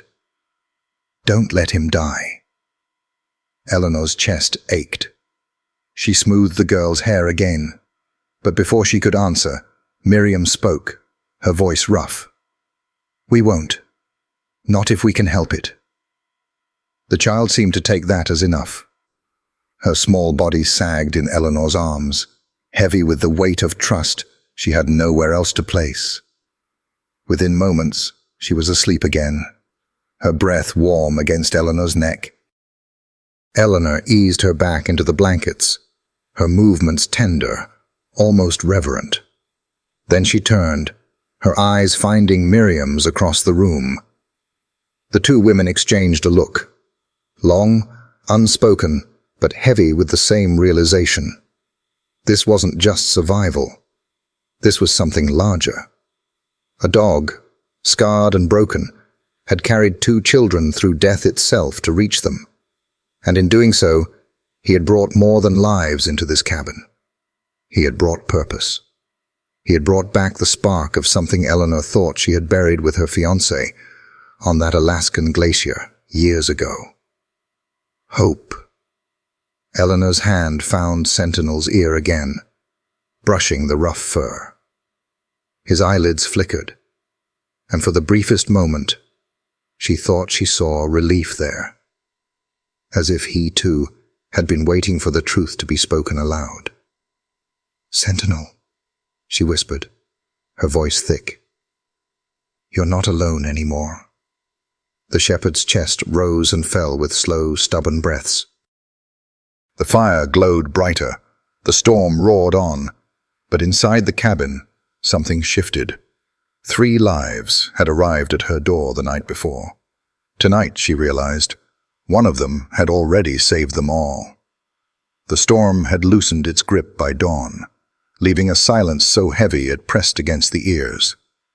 Snow draped the mountains in white, sculpted into ridges and frozen waves. Eleanor stood at her cabin's threshold, boots braced against the porch, eyes scanning the whiteness. There, etched into the crust, were paw prints, Sentinel's prints. They were uneven, deep, a map of his desperate journey through the storm. Something in her urged her to follow, to see where he had come from, what he had endured dragging 2 children through a night that could have killed them. "Don't go." Eleanor turned. Lila stood barefoot on the rug, curls tangled, her eyes red from tears. She clutched a blanket like armor. Eleanor crouched, softening her voice. "I'll only be gone for a little while." But the words landed like stones. Lila shook her head violently. "No, please, don't leave. Not you too." The plea pierced deeper than Eleanor expected. The child wasn't afraid of the storm. She was afraid of absence. Her mother was already gone. If Eleanor left, even for a moment, the girl feared she would vanish too. Eleanor took her trembling hands. "I promise I will come back. I won't leave you alone. Not ever." Still, she needed answers. "If I follow Sentinel's trail, maybe I'll find your car. Maybe even something that helps us." "It's broken," Lila whispered, pressing her face into Eleanor's sleeve. "It's all broken." Eleanor drew her close. "I'll come back," she whispered. She slipped the scarf from her neck and draped it around Lila's shoulders. "Keep this safe for me. It means I have to come back." The girl clung to it as if it were life itself. From the hearth, Miriam spoke gruffly, though her eyes betrayed concern. "Don't wander too far. The cold still kills." Eleanor nodded. She tugged her coat tight, lifted a lantern from its hook, and stepped into the morning. The prints stretched ahead like ink pressed into parchment, leading her away from the cabin's glow and into the storm's memory. Every mark told a story. A wounded dog carrying children through winds that could strip flesh from bone. She wasn't just following tracks, she was walking inside his story. The forest loomed ahead, branches bent under snow, creaking as though burdened by survival. Her lantern swung against the gloom, breath fogging with each step. Then, in the distance, she saw it. Metal jutting from the snow. Not rock, not wood, something else. A vehicle's rear bumper, half buried like a tombstone. Heart pounding, she scraped snow away until the wreck emerged.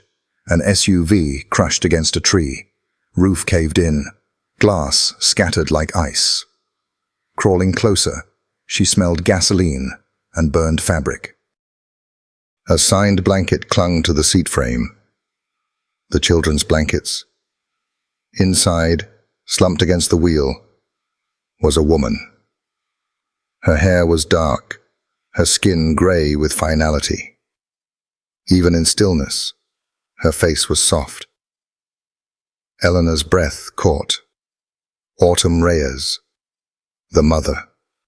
The resemblance to Lila was unmistakable.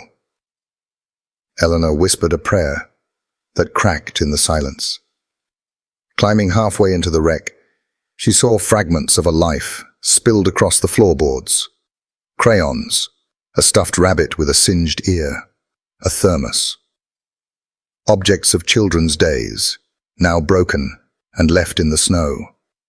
On the passenger seat lay a folded scrap of paper, edges damp but intact. With trembling fingers, she opened it. "If I don't make it, let them grow where kindness still lives." The words blurred through Eleanor's tears. For years she had hidden from the world, convinced kindness no longer existed. Yet here was a dying mother entrusting her children to it, to someone, anyone, who might still carry that faith. She pressed the note to her chest. "I promise," she whispered hoarsely. "They will be safe." When she emerged from the wreck, the world felt colder, heavier.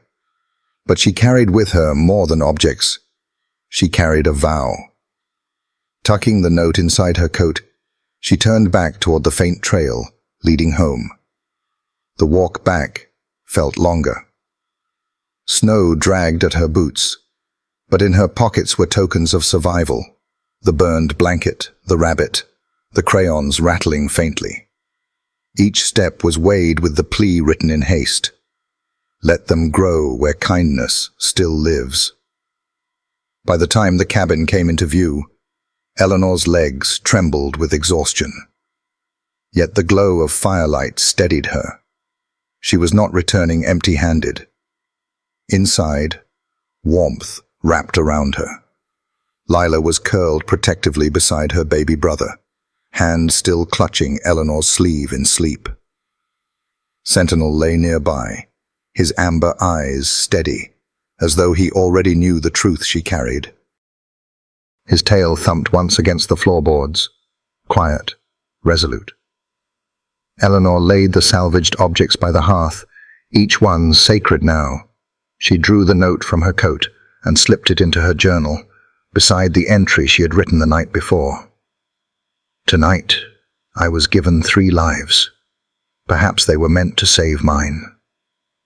Lowering herself onto the floor, she touched the infant's cheek, whispering softly, "Your mother gave everything.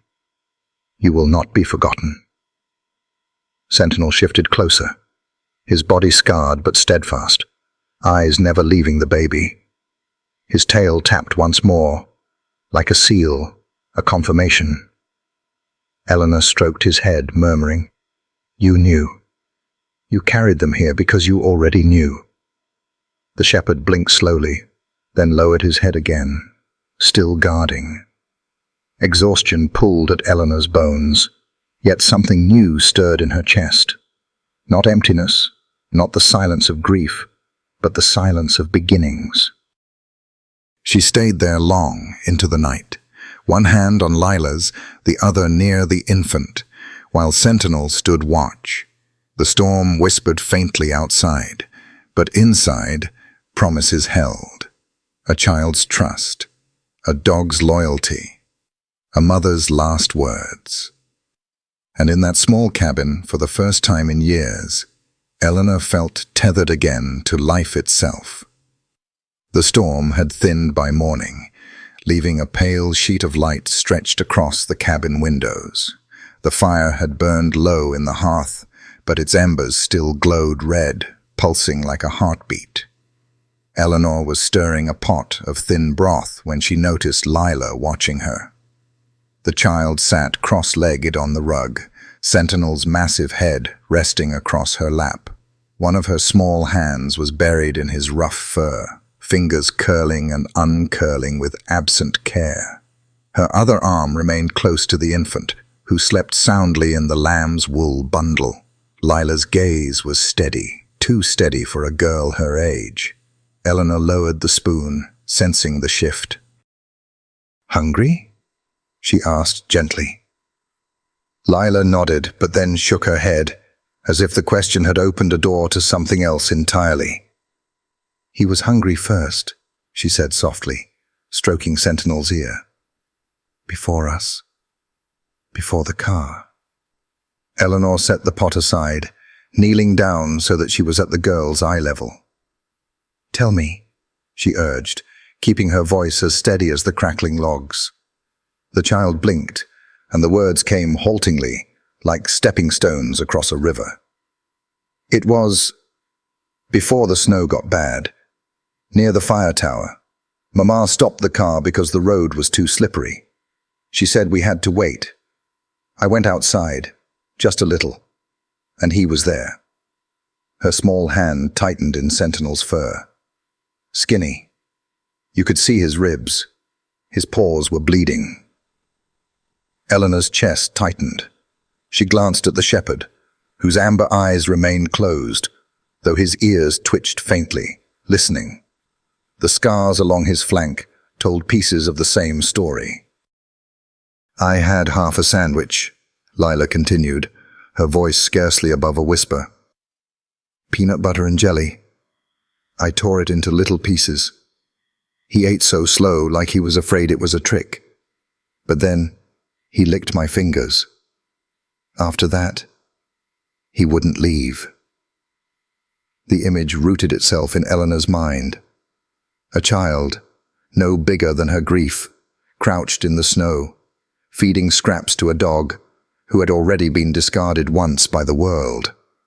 A dog who still, somehow, chose to stay. "What did your mama say?" Eleanor asked. Lila's lips pressed together. Her eyes flicked toward the fire, then back. She said we couldn't take him, that we barely had enough for us. But her shoulders lifted in the faintest shrug. He followed anyway, all the way back to the car. Mama got mad, but when the storm started, she let him in, just for a little while. The girl's small chest rose and fell with the memory. Her voice wavered as she added, "After the crash, he pulled me out. I don't know how. He went back and got the baby too. He wouldn't stop, even when he was bleeding." The room went quiet, except for the pop of a coal breaking in the hearth. Eleanor reached out, brushing a strand of tangled hair from Lila's forehead. The child leaned instinctively into the touch. "You saved him first," Eleanor murmured. Lila's eyes lifted. They were wide and rimmed with shadows, yet inside them glimmered something Eleanor knew all too well. The ache of being unseen, unheard, until a creature who asked for nothing proved, "You mattered." Eleanor swallowed against the lump rising in her throat. She saw herself reflected there, years ago, standing on the edge of her own storms, clutching silence like a shield. Loneliness had been her companion, the same way Sentinel had been Lila's. For a moment she couldn't speak. The firelight flickered across the girl's thin face, casting her in hues of both fragility and resilience. Finally, Eleanor said, "Sometimes we don't get to choose who stays. Sometimes they just do. And it saves us in ways we don't understand until later." Lila nodded once, solemn as an oath. She looked down at Sentinel, whose tail shifted slightly in answer, as though he understood every word. Her voice was firmer when she spoke again. "He stayed, even when Mama said no, even when it hurt him." She paused, then whispered with sudden intensity, "I don't want him to go away now." Eleanor's heart clenched. She placed her hand gently over the girl's, still tangled in the shepherd's fur. "He's here, and he's not going anywhere tonight." The reassurance seemed to loosen something in the child. Lila leaned forward and wrapped her thin arms around Sentinel's neck. The dog let out a low sigh, his breath warm against her cheek, his eyes opening just long enough to glance toward Eleanor, as if entrusting her with the rest. At that moment, Eleanor felt the cabin shift. Not in its timbers, but in its spirit. The bond between child and dog was not just survival. It was chosen loyalty, freely given and fiercely kept. And within that bond, Eleanor recognized the faint pulse of something she had thought long dead in herself. Belonging. Her eyes burned.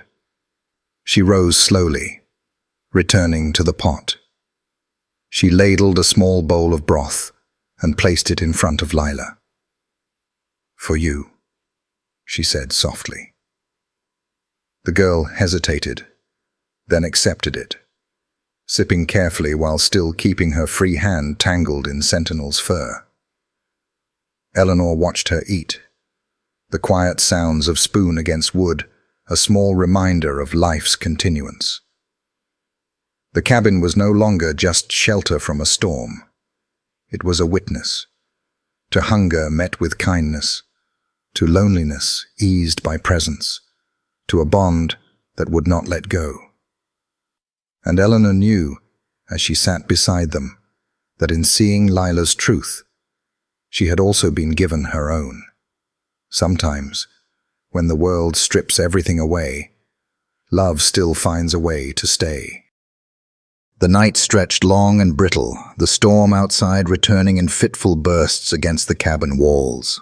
Wind pushed at the shutters, whistling like a memory that refused to be silenced. Eleanor lay awake on the narrow cot in the corner, her body weary but her mind taut, listening for every shift in the fire, every sigh from the bundled infant in the cradle she had improvised out of an old basket lined with wool. It was near midnight when the scream cut through the quiet, high-pitched, jagged roar. Eleanor bolted upright, her pulse thundering in her ears. Lila. The child thrashed on the rug before the fire, her small body curled and rigid all at once, caught in the teeth of a nightmare she could not escape. Her fists struck the air, as though warding off invisible blows, her voice breaking on the name she could not fully form. "Mama!" Eleanor crossed the room in 2 strides, dropping to her knees. She gathered the girl into her arms, holding tight despite the wild flailing. "Lila, it's me. You're safe. Shh. It's over." Her voice cracked, but she forced it steady, rocking the child against her chest as though anchoring her to the present. The struggle ebbed slowly, like a storm tide receding. Lila gasped for air, her sobs tearing at the silence, until at last she buried her face in Eleanor's shoulder, trembling. Eleanor pressed her cheek against the girl's tangled hair, whispering the way she once had to patients in the field hospital long ago. Quiet assurances she had almost forgotten how to give. "You're safe here. I won't let anything happen. Just breathe, in and out, like this."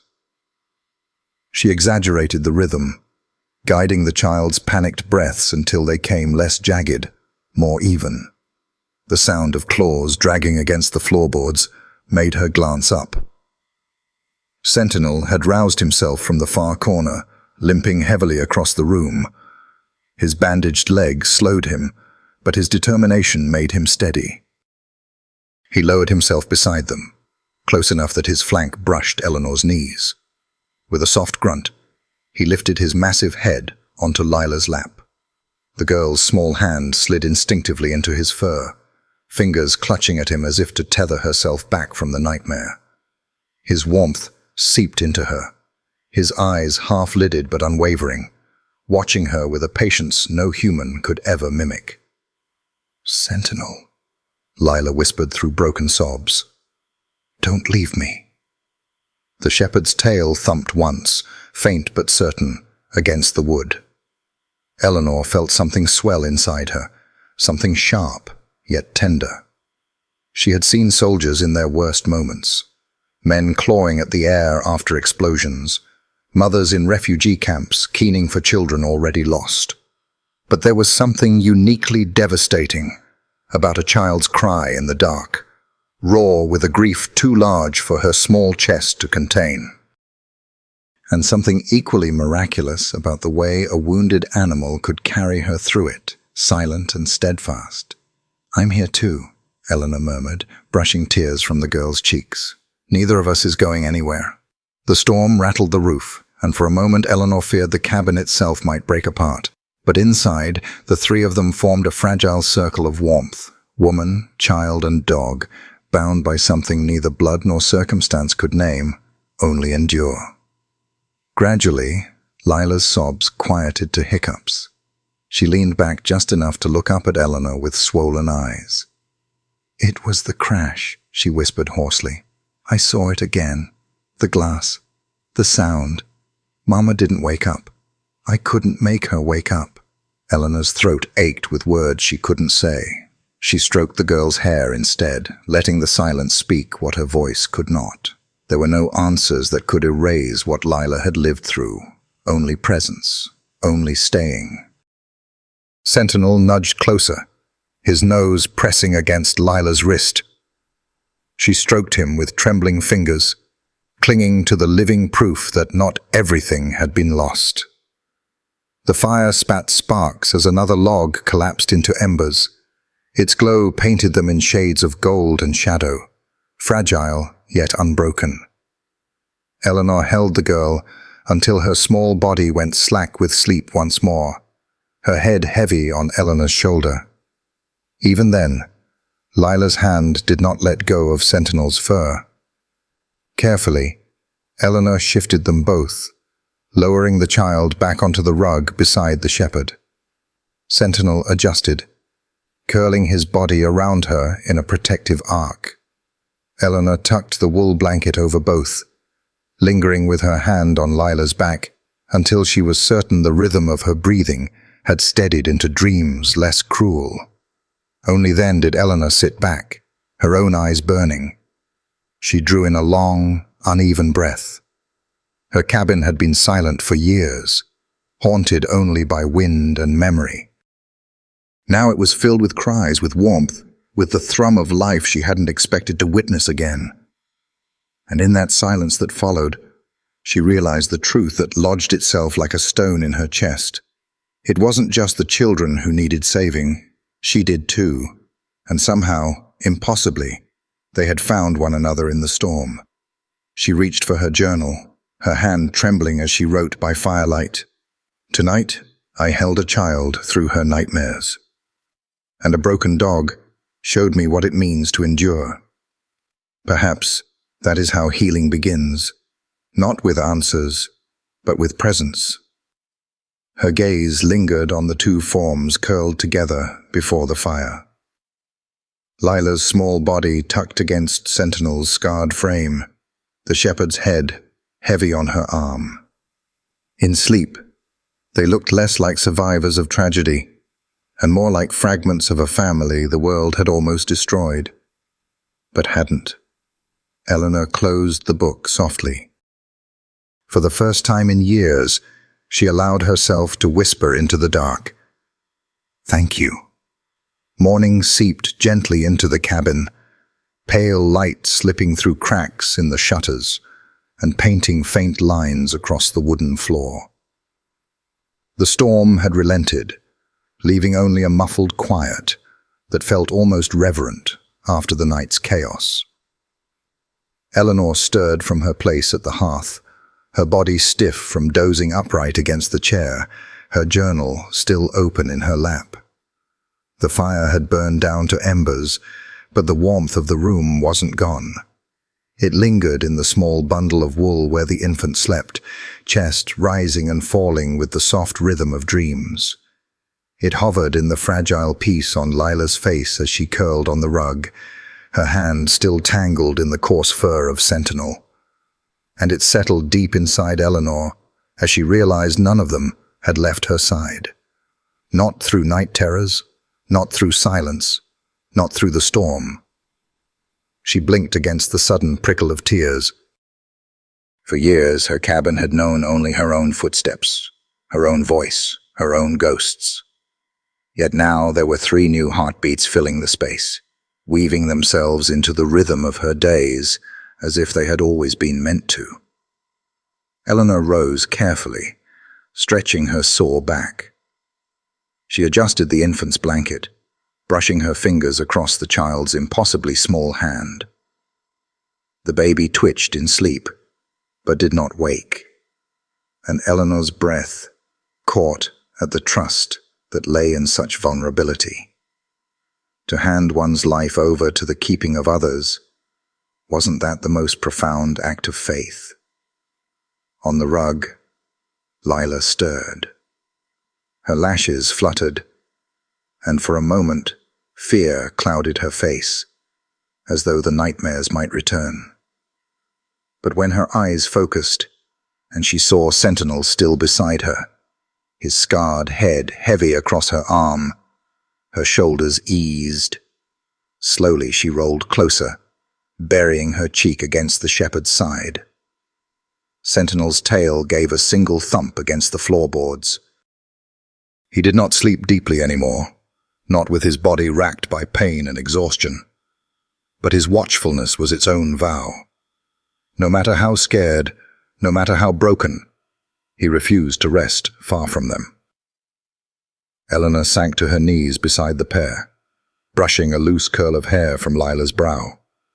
The child's hand shifted blindly until it found Eleanor's sleeve, clutching it with the same quiet desperation she had shown in the dark hours before.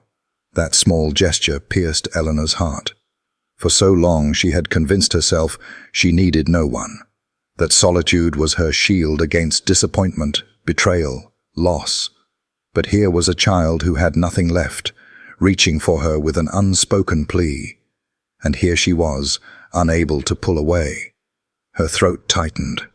She thought of Miriam's words the day before, about how some lives bore scars, meant to remind them they had survived. Eleanor realized she carried her own, though less visible, and perhaps, just perhaps, survival wasn't enough anymore. The baby stirred then, releasing a soft sigh. Eleanor gathered her gently, cradling her against her chest. The child's warmth seeped into her, so small and yet so grounding. She could feel the echo of Autumn Reyes's last note, the plea she had written in desperation. Let them grow, where kindness still lives. Eleanor looked around her cabin. The worn books on the shelf, the jars of herbs lined in neat rows, the faded photograph of her parents long gone. For the first time in years, it didn't feel like a tomb. It felt like a place where something fragile might grow again. She reached for her journal. Her hands trembled as she set pen to paper, words spilling faster than she could think. 3 strangers entered my life. A child with shadows in her eyes. An infant who knows only the language of trust. And a dog whose scars carry more truth than any man I've met. Yet somehow, it feels less like coincidence and more like providence. She paused, staring at the ink as it soaked into the paper. The word providence felt almost foreign on her tongue, yet it settled in her chest like an anchor. There had been too much loss, too much randomness in her life for her to believe in fate. But as she looked at the 3 souls gathered in her cabin, she could not deny the sense that something greater had carried them to her door. Lila shifted again, blinking up at her. Her voice was hoarse, but steadier than before. "Are we gonna stay here?" Eleanor hesitated, then nodded. "For now, yes. You're safe here."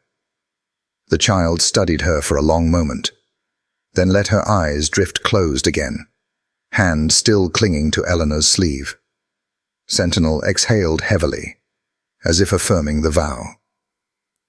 Eleanor closed the journal softly and set it aside. She leaned back against the wall, the baby in her arms, the child at her side, the shepherd keeping vigil at their feet. The cabin was no longer just hers. It had become something else entirely. A refuge, a beginning, a fragile constellation of broken lives aligning, not by chance, but by necessity. And as dawn spread pale light across the snow outside, Eleanor allowed herself to whisper into the stillness, "Maybe this is family." Snow fell gently in the days after the storm. The cabin, once hushed by fear, now breathed with quiet routine. Warm milk in the mornings, porridge for Lila, tending to Sentinel's healing wounds. Eleanor dared to call it what it felt like. A beginning. Then came the knock. 3 slow, deliberate raps. Not the sound of a lost traveler, but of someone who meant to arrive. Sentinel stirred, rising with effort. Lila clutched Eleanor's sleeve. "Don't answer," she whispered. Eleanor opened the door anyway. A gaunt man stood on the threshold, eyes hollow with sleeplessness. "Are you Eleanor Ward?" he asked, voice hoarse. "Who's asking?" "My name is Lucas Bray," he said. "I think my children are here." Behind her, Lila gasped. "Prove it," Eleanor said. He handed her a photo, Lila on his shoulders, Autumn beside him, holding an infant, Grace.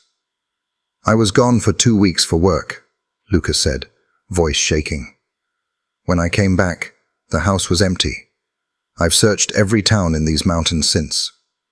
From behind, a small voice broke the air. "Papa?" Lucas dropped to his knees in the snow. "Lila?" His arms opened, trembling. She stood frozen, then ran into them with a sob. His cry was raw and unrestrained. Eleanor watched silently. It felt sacred, too private to intrude upon, but impossible to look away. Lucas looked to the cradle, his breath catching. "My son," he whispered, touching Grace's cheek. His tears fell freely. "You saved them," he told Eleanor. "No," she said. "He did." She gestured to Sentinel, who lay alert, watching. Lucas studied the dog, voice low. "Autumn once told me about a retired K9 the department gave up on too early. I didn't believe her then." He trailed off. Later, by the fire, Lila curled into his side, asleep. Grace dozed nearby. Eleanor watched Lucas across the table, wary. "I know how it looks," he said, "but I can prove who I am." He opened a pouch and laid photos on the table. Autumn pregnant at a lake. The hospital after Lila's birth. Autumn laughing in a kitchen. A child's crayon drawing of a pointed-eared dog taped behind her. Eleanor examined them. They weren't props. They were a life once whole, now fractured. She spoke softly. "Photos show the past. Why wasn't there a present?" Lucas's face crumpled. "I left for work. I thought I was doing the right. By the time I came back, everything was gone." He stared into the fire. "I searched for months. Every gas station, every town. I slept with their names in my mouth." Eleanor's voice stayed hard. "Love doesn't undo absence." "Or what they've endured." "I know," Lucas whispered. "But I'm here now. I just want a chance to make it right." Eleanor handed him the photos. Grief doesn't lie, but trust takes time. She lifted Grace from the cradle and offered the child into his arms. "Start by holding your son." Lucas took the baby, tears falling as he kissed the soft crown of hair. A broken sound escaped him, part prayer, part surrender. Eleanor turned away, whispering to Sentinel, "Watch him." The shepherd's tail tapped the floor once, silent acknowledgement. Later, as the fire dimmed, Lucas sat with a mug of coffee, shoulders heavy. Eleanor leaned against the counter, arms folded. "I don't want to take them from you," Lucas said. "Not now. Not like this. I don't even have a home." He paused, voice ragged. "I told myself I was searching to bring them back, but really, I just needed to know they were alive." Eleanor understood. She'd once waited for news that never came. That kind of silence leaves bruises. Lucas looked up. "I'm not asking for trust overnight. Just a roof. To be near them." Eleanor glanced at the loft above. "You can stay there," she said, "but their safety comes first. Every moment. Every choice." Lucas nodded. "That's more than I deserve." Then, from the hallway, Lila appeared, sleepy, rubbing her eyes. "Daddy?" Lucas opened his arms. She crossed the room slowly, cautiously. When she reached him, she clung tight, her body trembling. Sentinel watched, then settled. Lucas met Eleanor's eyes. "We'll make this work, however fragile it has to be." It wasn't a promise, but it was the beginning of one. The knock at the cabin door came not tentative, but sure. 3 crisp raps that cut the winter quiet like a gavel. Eleanor froze with the kettle in hand. Lucas rose, shoulders tight. Sentinel's low growl hummed through the floorboards. A government sedan sat half-buried in frost at the edge of the drive.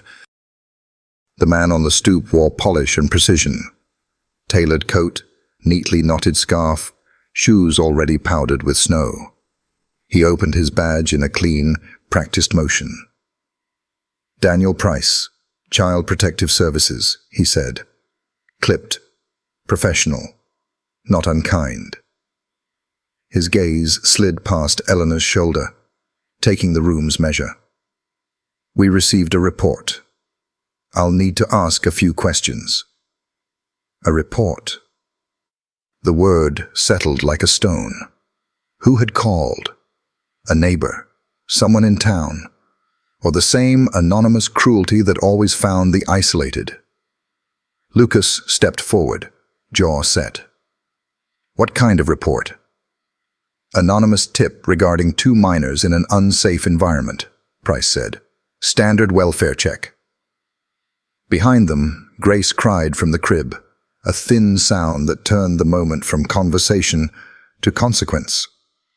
Of course, Eleanor said, steadying her voice as her hands shook against the doorframe.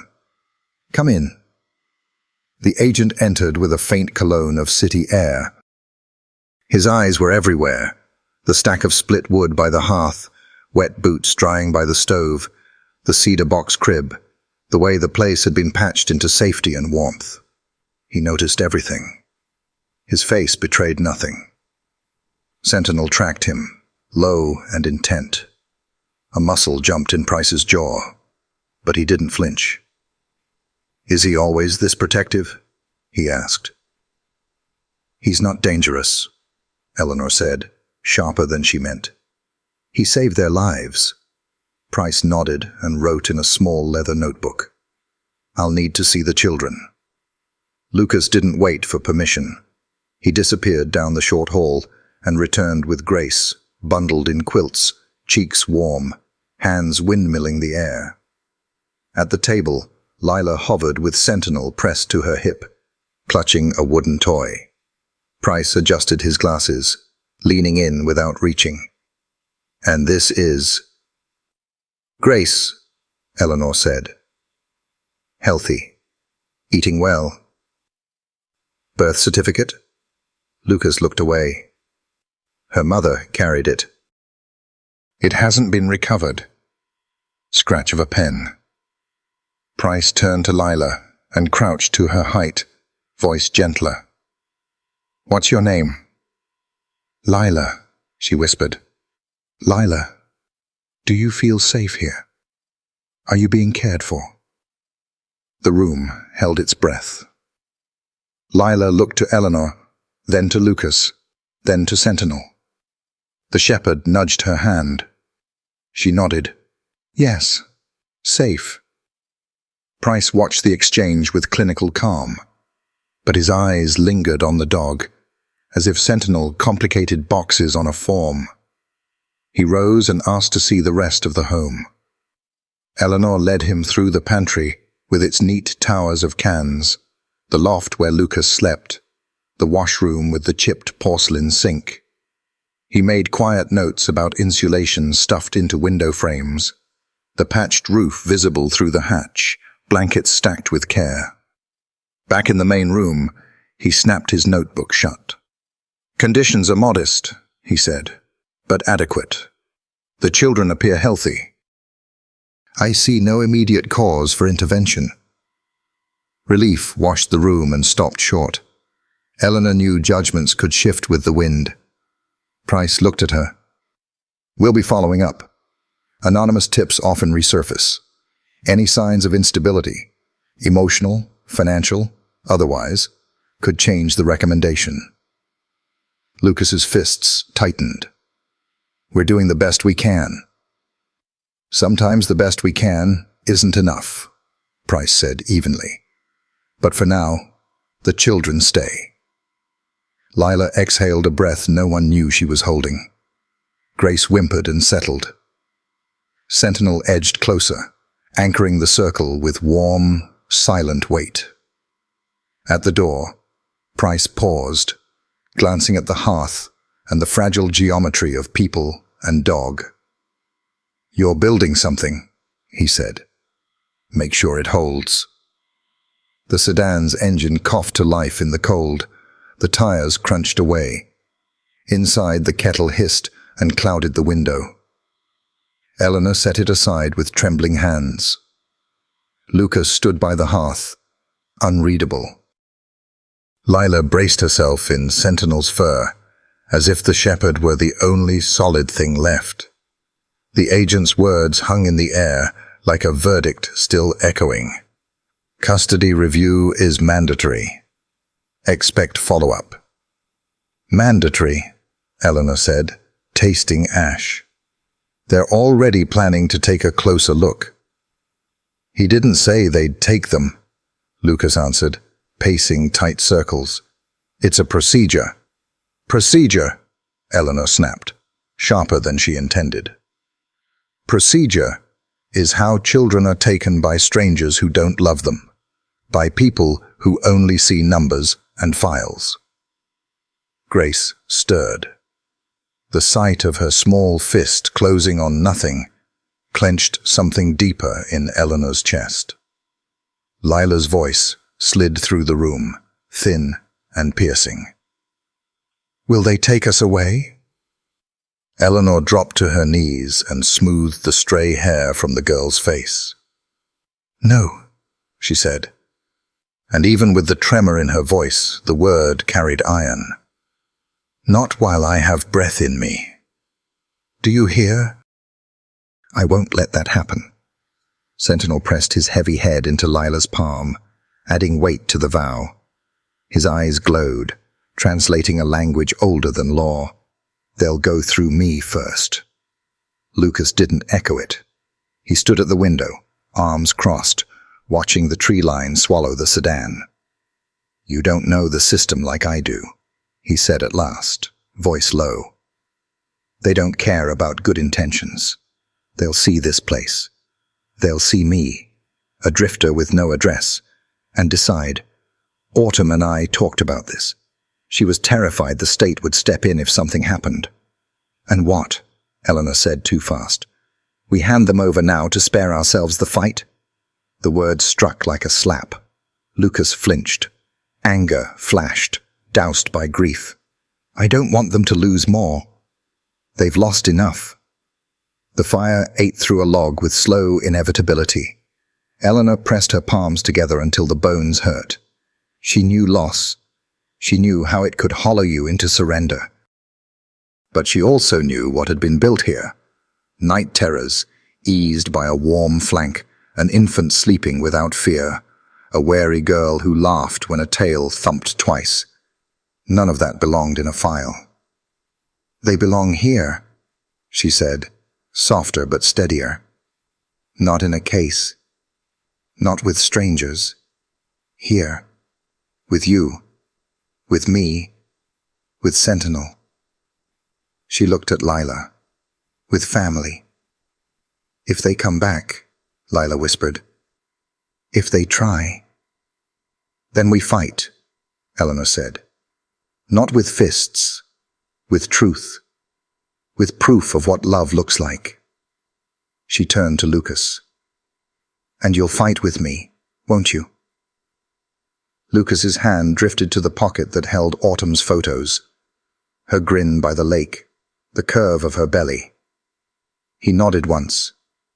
I'll fight. Sentinel's tail thumped once, the sound clear as a gavel. Oath accepted. Still, Price's final words coiled like a countdown. Somewhere, notes were being typed, boxes ticked, decisions stacking like dominoes. Eleanor's gaze landed on the journal on the table, where she had been collecting scraps of proof. Lila's stories. Grace's first smile. The night sentinel refused to sleep until the fever broke. She pulled the book close, ran her palm over the leather, and opened to a clean page. They came today, she wrote, not with guns, but with questions sharp enough to cut. They saw risk and a cabin in the woods. I will make them see more. The way Lila steadies when Sentinel breathes against her palm. The way Grace's cries settle to our voices. The way even Lucas's grief is braided with love. I will not let them be lost to the system. Not again, not ever. Her pen bit the page with each vow. When she looked up, Lila was watching, eyes wide. "What are you writing?" the girl asked. "Proof," Eleanor said. "So no one can say we didn't love you enough to fight." Wind rattled the shutters. The world pressed in with its threats and procedures. But in the cabin, defiance caught like kindling, quiet, stubborn, warm. Sentinel rose, circled once, and settled by the door, his body a barricade.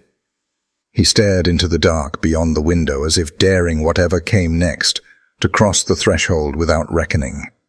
Night swallowed the forest whole. The wind gentled, and the cabin's sounds returned to their small cadences.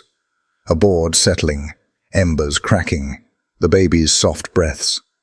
It should have soothed Eleanor. Instead, it felt like the pause before a verdict. Grace slept beside the bed, the blanket tucked under her chin, a tiny fist clenched around an invisible promise. Eleanor traced a fingertip over those knuckles. "They will not take you," she whispered, quiet as flame, firm as iron. "Not without a fight." The words surprised her with their steel. She knew what she was defying: the state, the system, the machinery of procedure. People like Daniel Price, good people maybe, who didn't kneel by cribs, who didn't stand beside wreckage and promise the dead their children would be kept safe. "You are not a file," she told the sleeping child. "You are Grace, and you are loved." A floorboard creaked. Sentinel shifted in the doorway, firelight gilding his eyes. He met Eleanor's gaze and held it. He didn't move closer. He didn't need to. The lift of his head and the stillness of his body said everything. Agreement, witness, vow. "Then it settled," she said, the words breaking and setting all at once. "We fight together." His tail slid once against the boards, then he lowered his head to his paws. His eyes didn't close. Eleanor pulled the journal back into her lap and wrote again, ink scratching in the dark. "I swore tonight they will not take her. I swore this cabin will not be the last safe place these children know. If the state sees only a woman in the woods, let them look closer. A family forged by survival, kept by love. Let them see a shepherd who guards more faithfully than any statute. Let them see us as we are, not as their files pretend." Tears blurred the lines, but she kept going, each sentence a nail in the coffin of doubt. When she set the pen down, the room had cooled. She wrapped the blanket around her shoulders and leaned over the cradle. Grace sighed in her sleep, the sound gentle as trust. "Sleep," Eleanor murmured, smoothing a downy curl. "When they come, we'll be ready.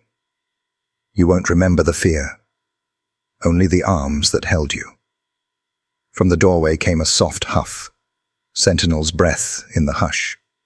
She knew he understood, as far as understanding can cross the boundary of words. His body was a wall, his gaze an oath, his presence a declaration.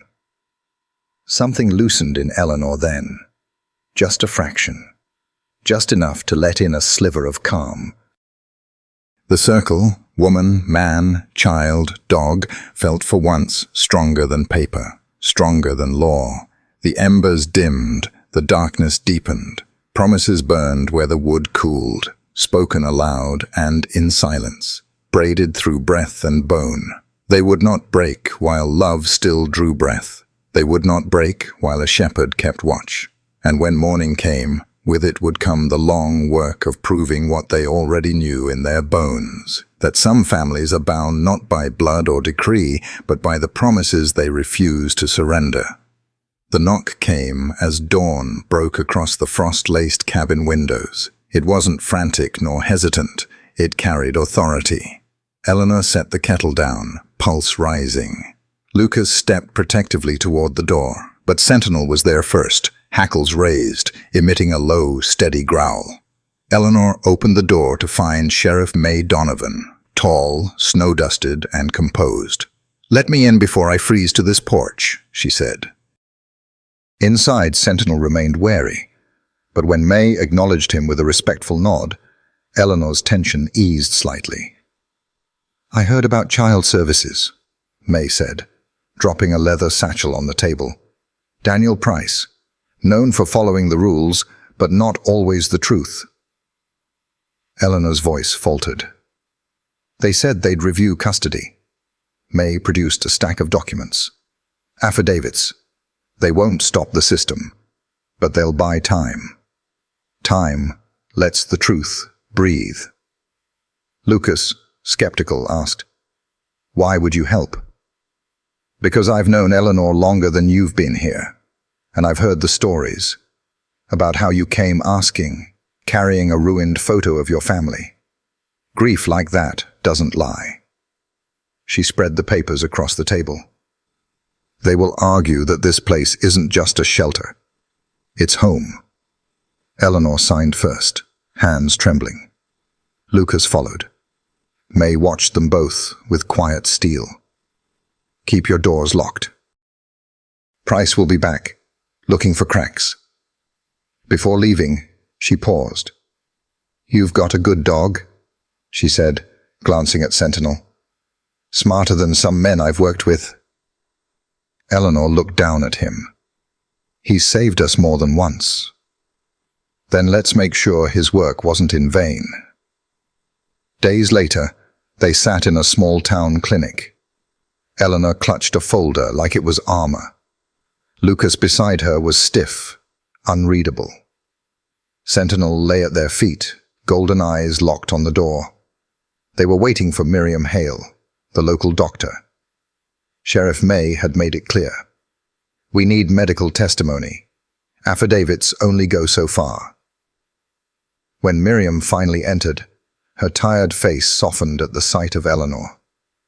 Inside her office, the desk was already covered in papers, Eleanor's name written beside terms like intervention and prevented hypothermia. "I wrote everything," Miriam said quietly. "What I saw, what Lila told me, what you did. If not for you, those kids wouldn't have survived." Eleanor's voice cracked. "Thank you." "I didn't just write medical facts," Miriam added. "I wrote in context, that you stayed up through the storm, that you fed those kids when no one else did." Lucas spoke. "Will it matter?" "It matters when backed by medicine," she said firmly. "Children aren't numbers." Then, Miriam's gaze drifted to a worn photo on her desk, a boy with a too large baseball glove. "My son died of pneumonia. They told me it was just a fever. I was young. I trusted the system." She blinked hard. "I won't let another child be lost because someone didn't fight." She handed the folder to Eleanor. "Use this. It's your armor now. And don't forget, truth has weight." At the door, Miriam stopped Eleanor. "Promise me, when this is over, don't forget to live. Kids need mothers who still have something left." Eleanor nodded through tears. "I promise."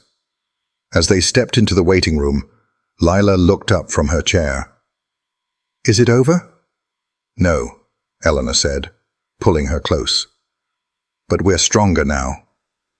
Sentinel led the way out, bounding across the snowy ground like a scout who believed in what lay ahead. Word spread quickly. One whisper at the diner, another at the feed store, a sermon woven at church, and by week's end, the entire valley knew. To Eleanor's surprise, the attention didn't bring judgment. It brought help. Mrs. Cartwright, the retired school teacher, came first, with blankets and jam. "Courts need testimony," she said. "I'll write mine." Then the Whitakers brought a crib and tools. "No child should sleep on the floor," they said. At the diner, Sheriff May made her stance clear. Eleanor didn't just take in orphans. She gave them back their lives. At church, Pastor Reynolds declared, "If we don't stand by Eleanor, what good is our faith?" People came to her pew afterward, shaking her hand, offering letters, food, stories of their own. Lucas, expecting suspicion for his long absence, instead received firm handshakes and quiet affirmations. "We're glad you're back. We'll help you stand." Even Sentinel changed. Once tense, now he walked the streets with calm purpose. People pointed at him and whispered with admiration, "That's the shepherd." One night, the town hall filled beyond capacity. Sheriff May took the podium. Miriam sat beside her. Eleanor stood to speak. "I only did what anyone would do," she said. "I stayed because leaving wasn't an option. They're my family now. But I can't do this alone." Mrs. Cartwright raised her cane like a judge's gavel. "You won't be alone." Miriam stood next. "I'll testify. Medical records don't lie." Then May. "They can question Eleanor's fitness." "Let them question mine too, but they won't win." Applause rose like thunder. Lucas gripped Eleanor's hand, his grief no longer isolating, but grounding. These weren't strangers now. They were allies. As the townsfolk filed into the snowy night, lanterns glowing, Eleanor felt Sentinel brush against her again. His eyes met hers, calm and sure. This was no longer survival. It belonged, and for the first time since the storm, Eleanor believed it might just be enough. The old community center hadn't felt this alive in years. Lantern light warmed the rafters, voices filled the air, and tables buckled under casseroles, pies, and loaves of bread. A hand-painted banner stretched across the stage.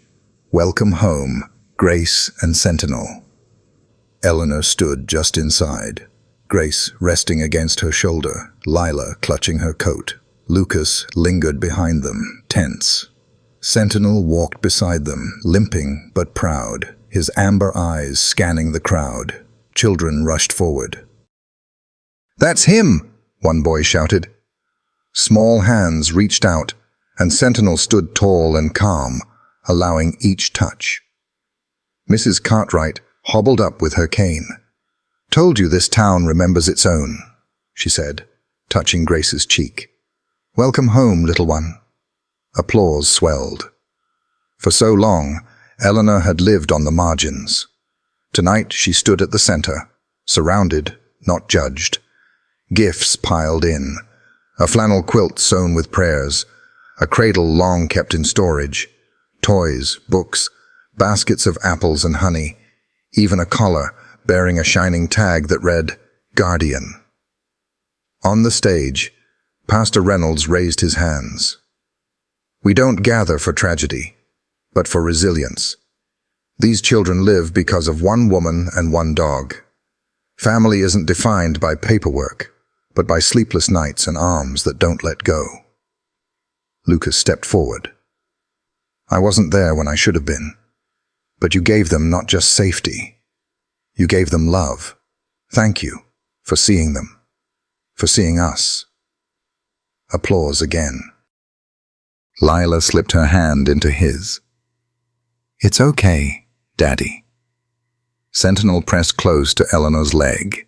His presence, always quiet, now felt monumental. Music began. Fiddle, guitar, harmonica. The room danced. Children played, laughter spilling like golden thread. Eleanor sat at a corner table, journal open, pen moving. "Tonight, I learned that love floods. Grace, Lila, Sentinel, they are no longer just mine. We belong to something greater. Maybe I do too." Across the room, Miriam raised a glass. Sheriff May stood near the door, calm and watchful. Strong women, allies. As night fell and snow touched the windows, Neighbors began to leave, pressing goodbyes and promises into Eleanor's hands. She wrapped the quilt around Lila, placed Grace in the wooden cradle. Sentinel curled at their feet, the room now warm with belonging. Then the music softened, and Sheriff May rose. In her hands was a small velvet box. She stepped onto the stage, her voice steady. "We've honored courage tonight," she said, "but there is one among us who cannot speak his own words, who asked for nothing and gave everything." Sentinel lifted his head. "This shepherd has guarded children not his own. He's endured wounds, cold, and danger. I've pinned badges on soldiers, deputies, and oath-takers, but tonight I pin one on a guardian who didn't need an oath." She opened the box. Inside gleamed a silver badge. Guardian Class. The room burst into applause. May descended the stage, the crowd parting for her. Sentinel rose as if he understood. His eyes scanned the room, then settled on the children. May knelt before him. For vigilance, for love beyond measure. She fastened the badge to his collar. It gleamed in the firelight. The hall thundered with cheers and tears. Eleanor whispered to Grace, "He earned this, every step." Lucas added, "That badge is just silver." The truth's always been in him. Sentinel remained composed, eyes never leaving the children. He stepped forward, placing himself between them and the crowd. Protector, always. The room quieted. Respect settled like snow. May's voice lowered. "May this badge be a witness that we honor loyalty, defend the innocent, and stand with those who protect without asking." Eleanor bent down, stroking Sentinel's fur. "You'll never walk alone again." Lila hugged him tightly. "Good boy," she whispered. They gathered around him, Grace asleep, Lila clinging, Lucas nearby. The badge shone, but it wasn't the medal that mattered. It was the vow in his eyes. Above them, the banner swayed gently. But tonight, it said more than just welcome to Grace and Sentinel. It welcomed a family, fragile, forming, but bound by love. As the crowd thinned, Sheriff May approached one last time, a sealed envelope in hand. Miriam stood beside her, hopeful. May held up the document. "The county reviewed the evidence. They've granted temporary guardianship to Eleanor Whitaker, with intent for permanence." Eleanor blinked. "Guardianship?" May nodded. "It's official. Grace has your name, recognized by law." Eleanor opened the envelope. Her name. Grace's name. A county seal. Her knees buckled. She sank into a chair, clutching the papers. "You're mine," she whispered to Grace. "No one can take that now." Lila clapped her hands, joy bursting from her. "She has a name. She's really Grace." She spun, laughing, then pressed her cheek to Grace's arm. "I told you she belonged here." Lucas stood still, overcome. Then, softly, "Autumn would be proud." Eleanor looked up at him, her tears still falling. Lucas knelt beside the girls, brushing Grace's fingers. "She'd want them safe, and she'd know you gave them that." Eleanor couldn't speak, but her eyes answered, "Thank you." Witnesses lingered, Miriam wiping tears, May's hand on Lucas's shoulder. No one spoke. The weight of the moment was enough. Sentinel moved forward, silent. He circled once, then laid at Eleanor's feet, eyes fixed outward. The badge on his chest caught the light. Not for him, but for those he protected. Eleanor looked again at the papers. "Grace Whitaker," she whispered. "That's who you are. That's who you'll always be." Lila's voice broke the silence. "And me too?" Eleanor cupped her cheek. "You too, my darling. Paper or no paper, you are mine." Lila smiled, sunlight in child form. She wrapped her arms around Eleanor, fierce and full of trust. Outside, the wind whispered against the windows. Inside, a family had been forged. Not perfect, not unscarred, but whole. Lucas straightened, his voice stronger this time. She'd be proud. For the first time, Eleanor truly believed it. In the days that followed, peace arrived like snowfall, quiet, unfamiliar, but real. Eleanor no longer woke with dread, but with the rhythm of a life gently mending. The guardianship papers lay folded beside her bed. The town stood behind her, and in that fragile stillness, mornings felt like gifts. Snow blanketed the valley, softening every sound. From the porch, the world looked repainted in calm. Lucas worked along the fence line, hammer in hand, not rushing, not proving, just building, one steady nail at a time, like he was stitching his soul back together. Eleanor watched from the barn, water pail in hand. The animals stirred. Grace slept in a cradle near the door, swaddled in warmth. Lila's laughter cut across the cold like sunlight.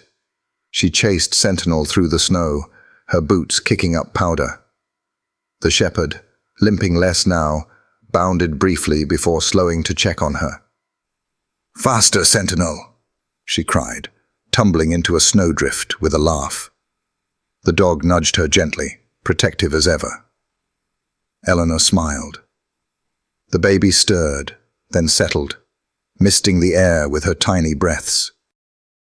Around her, the sounds layered like music, the hammer's rhythm, Lila's shrieks, clucking hens, Sentinel's soft paws, a fragile, domestic symphony.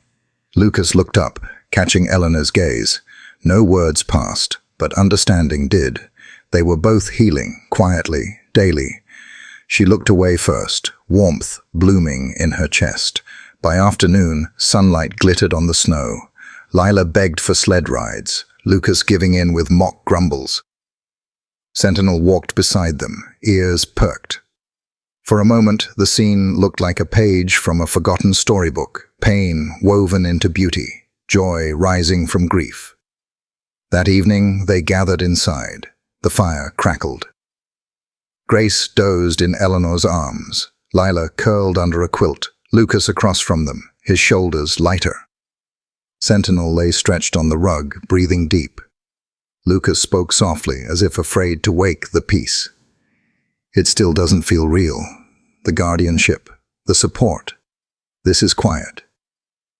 Eleanor glanced at the sleeping girls. "That fear never really goes. But tonight, they're here. We're here. That's enough." Lucas nodded, releasing a breath he hadn't realized he'd been holding. The fire popped. The snow whispered against the windows, and within the cabin walls, a fragile, rooted peace settled in. Later that night, the cabin slept. Lucas sat alone at the table, a small wooden box before him. Eleanor had found it that day in a chest. "It's Autumn's," she'd said quietly. "You should be the one to open it." His hands trembled as he lifted the latch. Inside, her scarf, still faintly scented with lavender and pine. A notebook, photos of her with the girls smiling under sunlit skies. Then, beneath it all, a folded paper, his name in her handwriting. "Lucas." He opened it. "If I don't make it, let her remember love before fear." It was short, unfinished even, but it shattered him more than any long goodbye could. Tears fell, silent and steady, as he bent over her words. Eleanor had risen to check the fire and found him there. "What is it?" she whispered. He handed her the note, voice breaking. "She left this. For Grace." Eleanor knelt beside him, her fingers brushing the words. "Oh, Lucas." She knew, he said. Even then, she wanted Grace to grow up knowing love first, not fear. "She has," Eleanor whispered. "She's never known anything else here. Only love. You've given that, Lucas, even in grief." He looked at her, eyes raw. Would Autumn believe that? "Yes," she said without hesitation. "Because it's true. Look at them. Safe, loved, guarded. That's the life Autumn asked for. And you gave it to her child." He clutched the note, tracing each letter. Guilt loosened inside him, replaced not by relief, but by peace. The note was never a reproach. It was a final blessing, a trust fulfilled. "She believed in you," Eleanor said. "She trusted you'd keep that promise." Lucas nodded, folding the paper gently and returning it to the box. He placed it on the shelf, not hidden, but honored, a reminder of what love had asked and what love had answered. He stepped to Grace's cradle, brushing her hand. "You will remember love, little one. Always." The baby curled her fingers around his, and something steady, something whole, settled in his chest. Eleanor watched from across the room. Heart full, grief would remain. But healing had begun. Sentinel stirred, lifting his head. His eyes glowed in the firelight, letting out a low, contented sound. He understood. The circle had closed. The vow had been kept. Outside, the night was clear, the stars sharp above the snow. Eleanor stepped onto the porch with Grace bundled close. Lucas joined her, sentinel at their feet, posture strong, watching the darkness like a guardian born. "He never rests," she whispered. "He doesn't know how," Lucas replied. "Protecting. That's what keeps him whole." Eleanor looked down at the child in her arms. "Sometimes I wonder if she knows, and that she's safe because of him." "She'll know," Lucas said. "She'll grow up knowing she was loved first. That's what matters." Silence stretched between them, comfortable. Then Eleanor spoke, not to him, but to the night, to the stars, to autumn, perhaps. "Sometimes miracles don't fall from the sky. Sometimes they walk, bruised, bleeding, determined, straight to your door." Lucas nodded, deeply moved. Sentinel lifted his head, ears alert, eyes scanning the horizon like he heard something they didn't. An ancient call, a silent vow to stay on watch. Eleanor followed his gaze. Above them, stars stretched across the sky like lanterns for every story lost, every life held close. Somewhere among them, she imagined autumn's light still burning, and in her heart she heard the answer. "You've kept her safe. You've done what I asked." She hugged Grace closer. The baby yawned and settled, her warmth anchoring them in the now. Lucas moved closer, his arm brushing hers. He didn't speak, but didn't need to. Some truths live better in silence.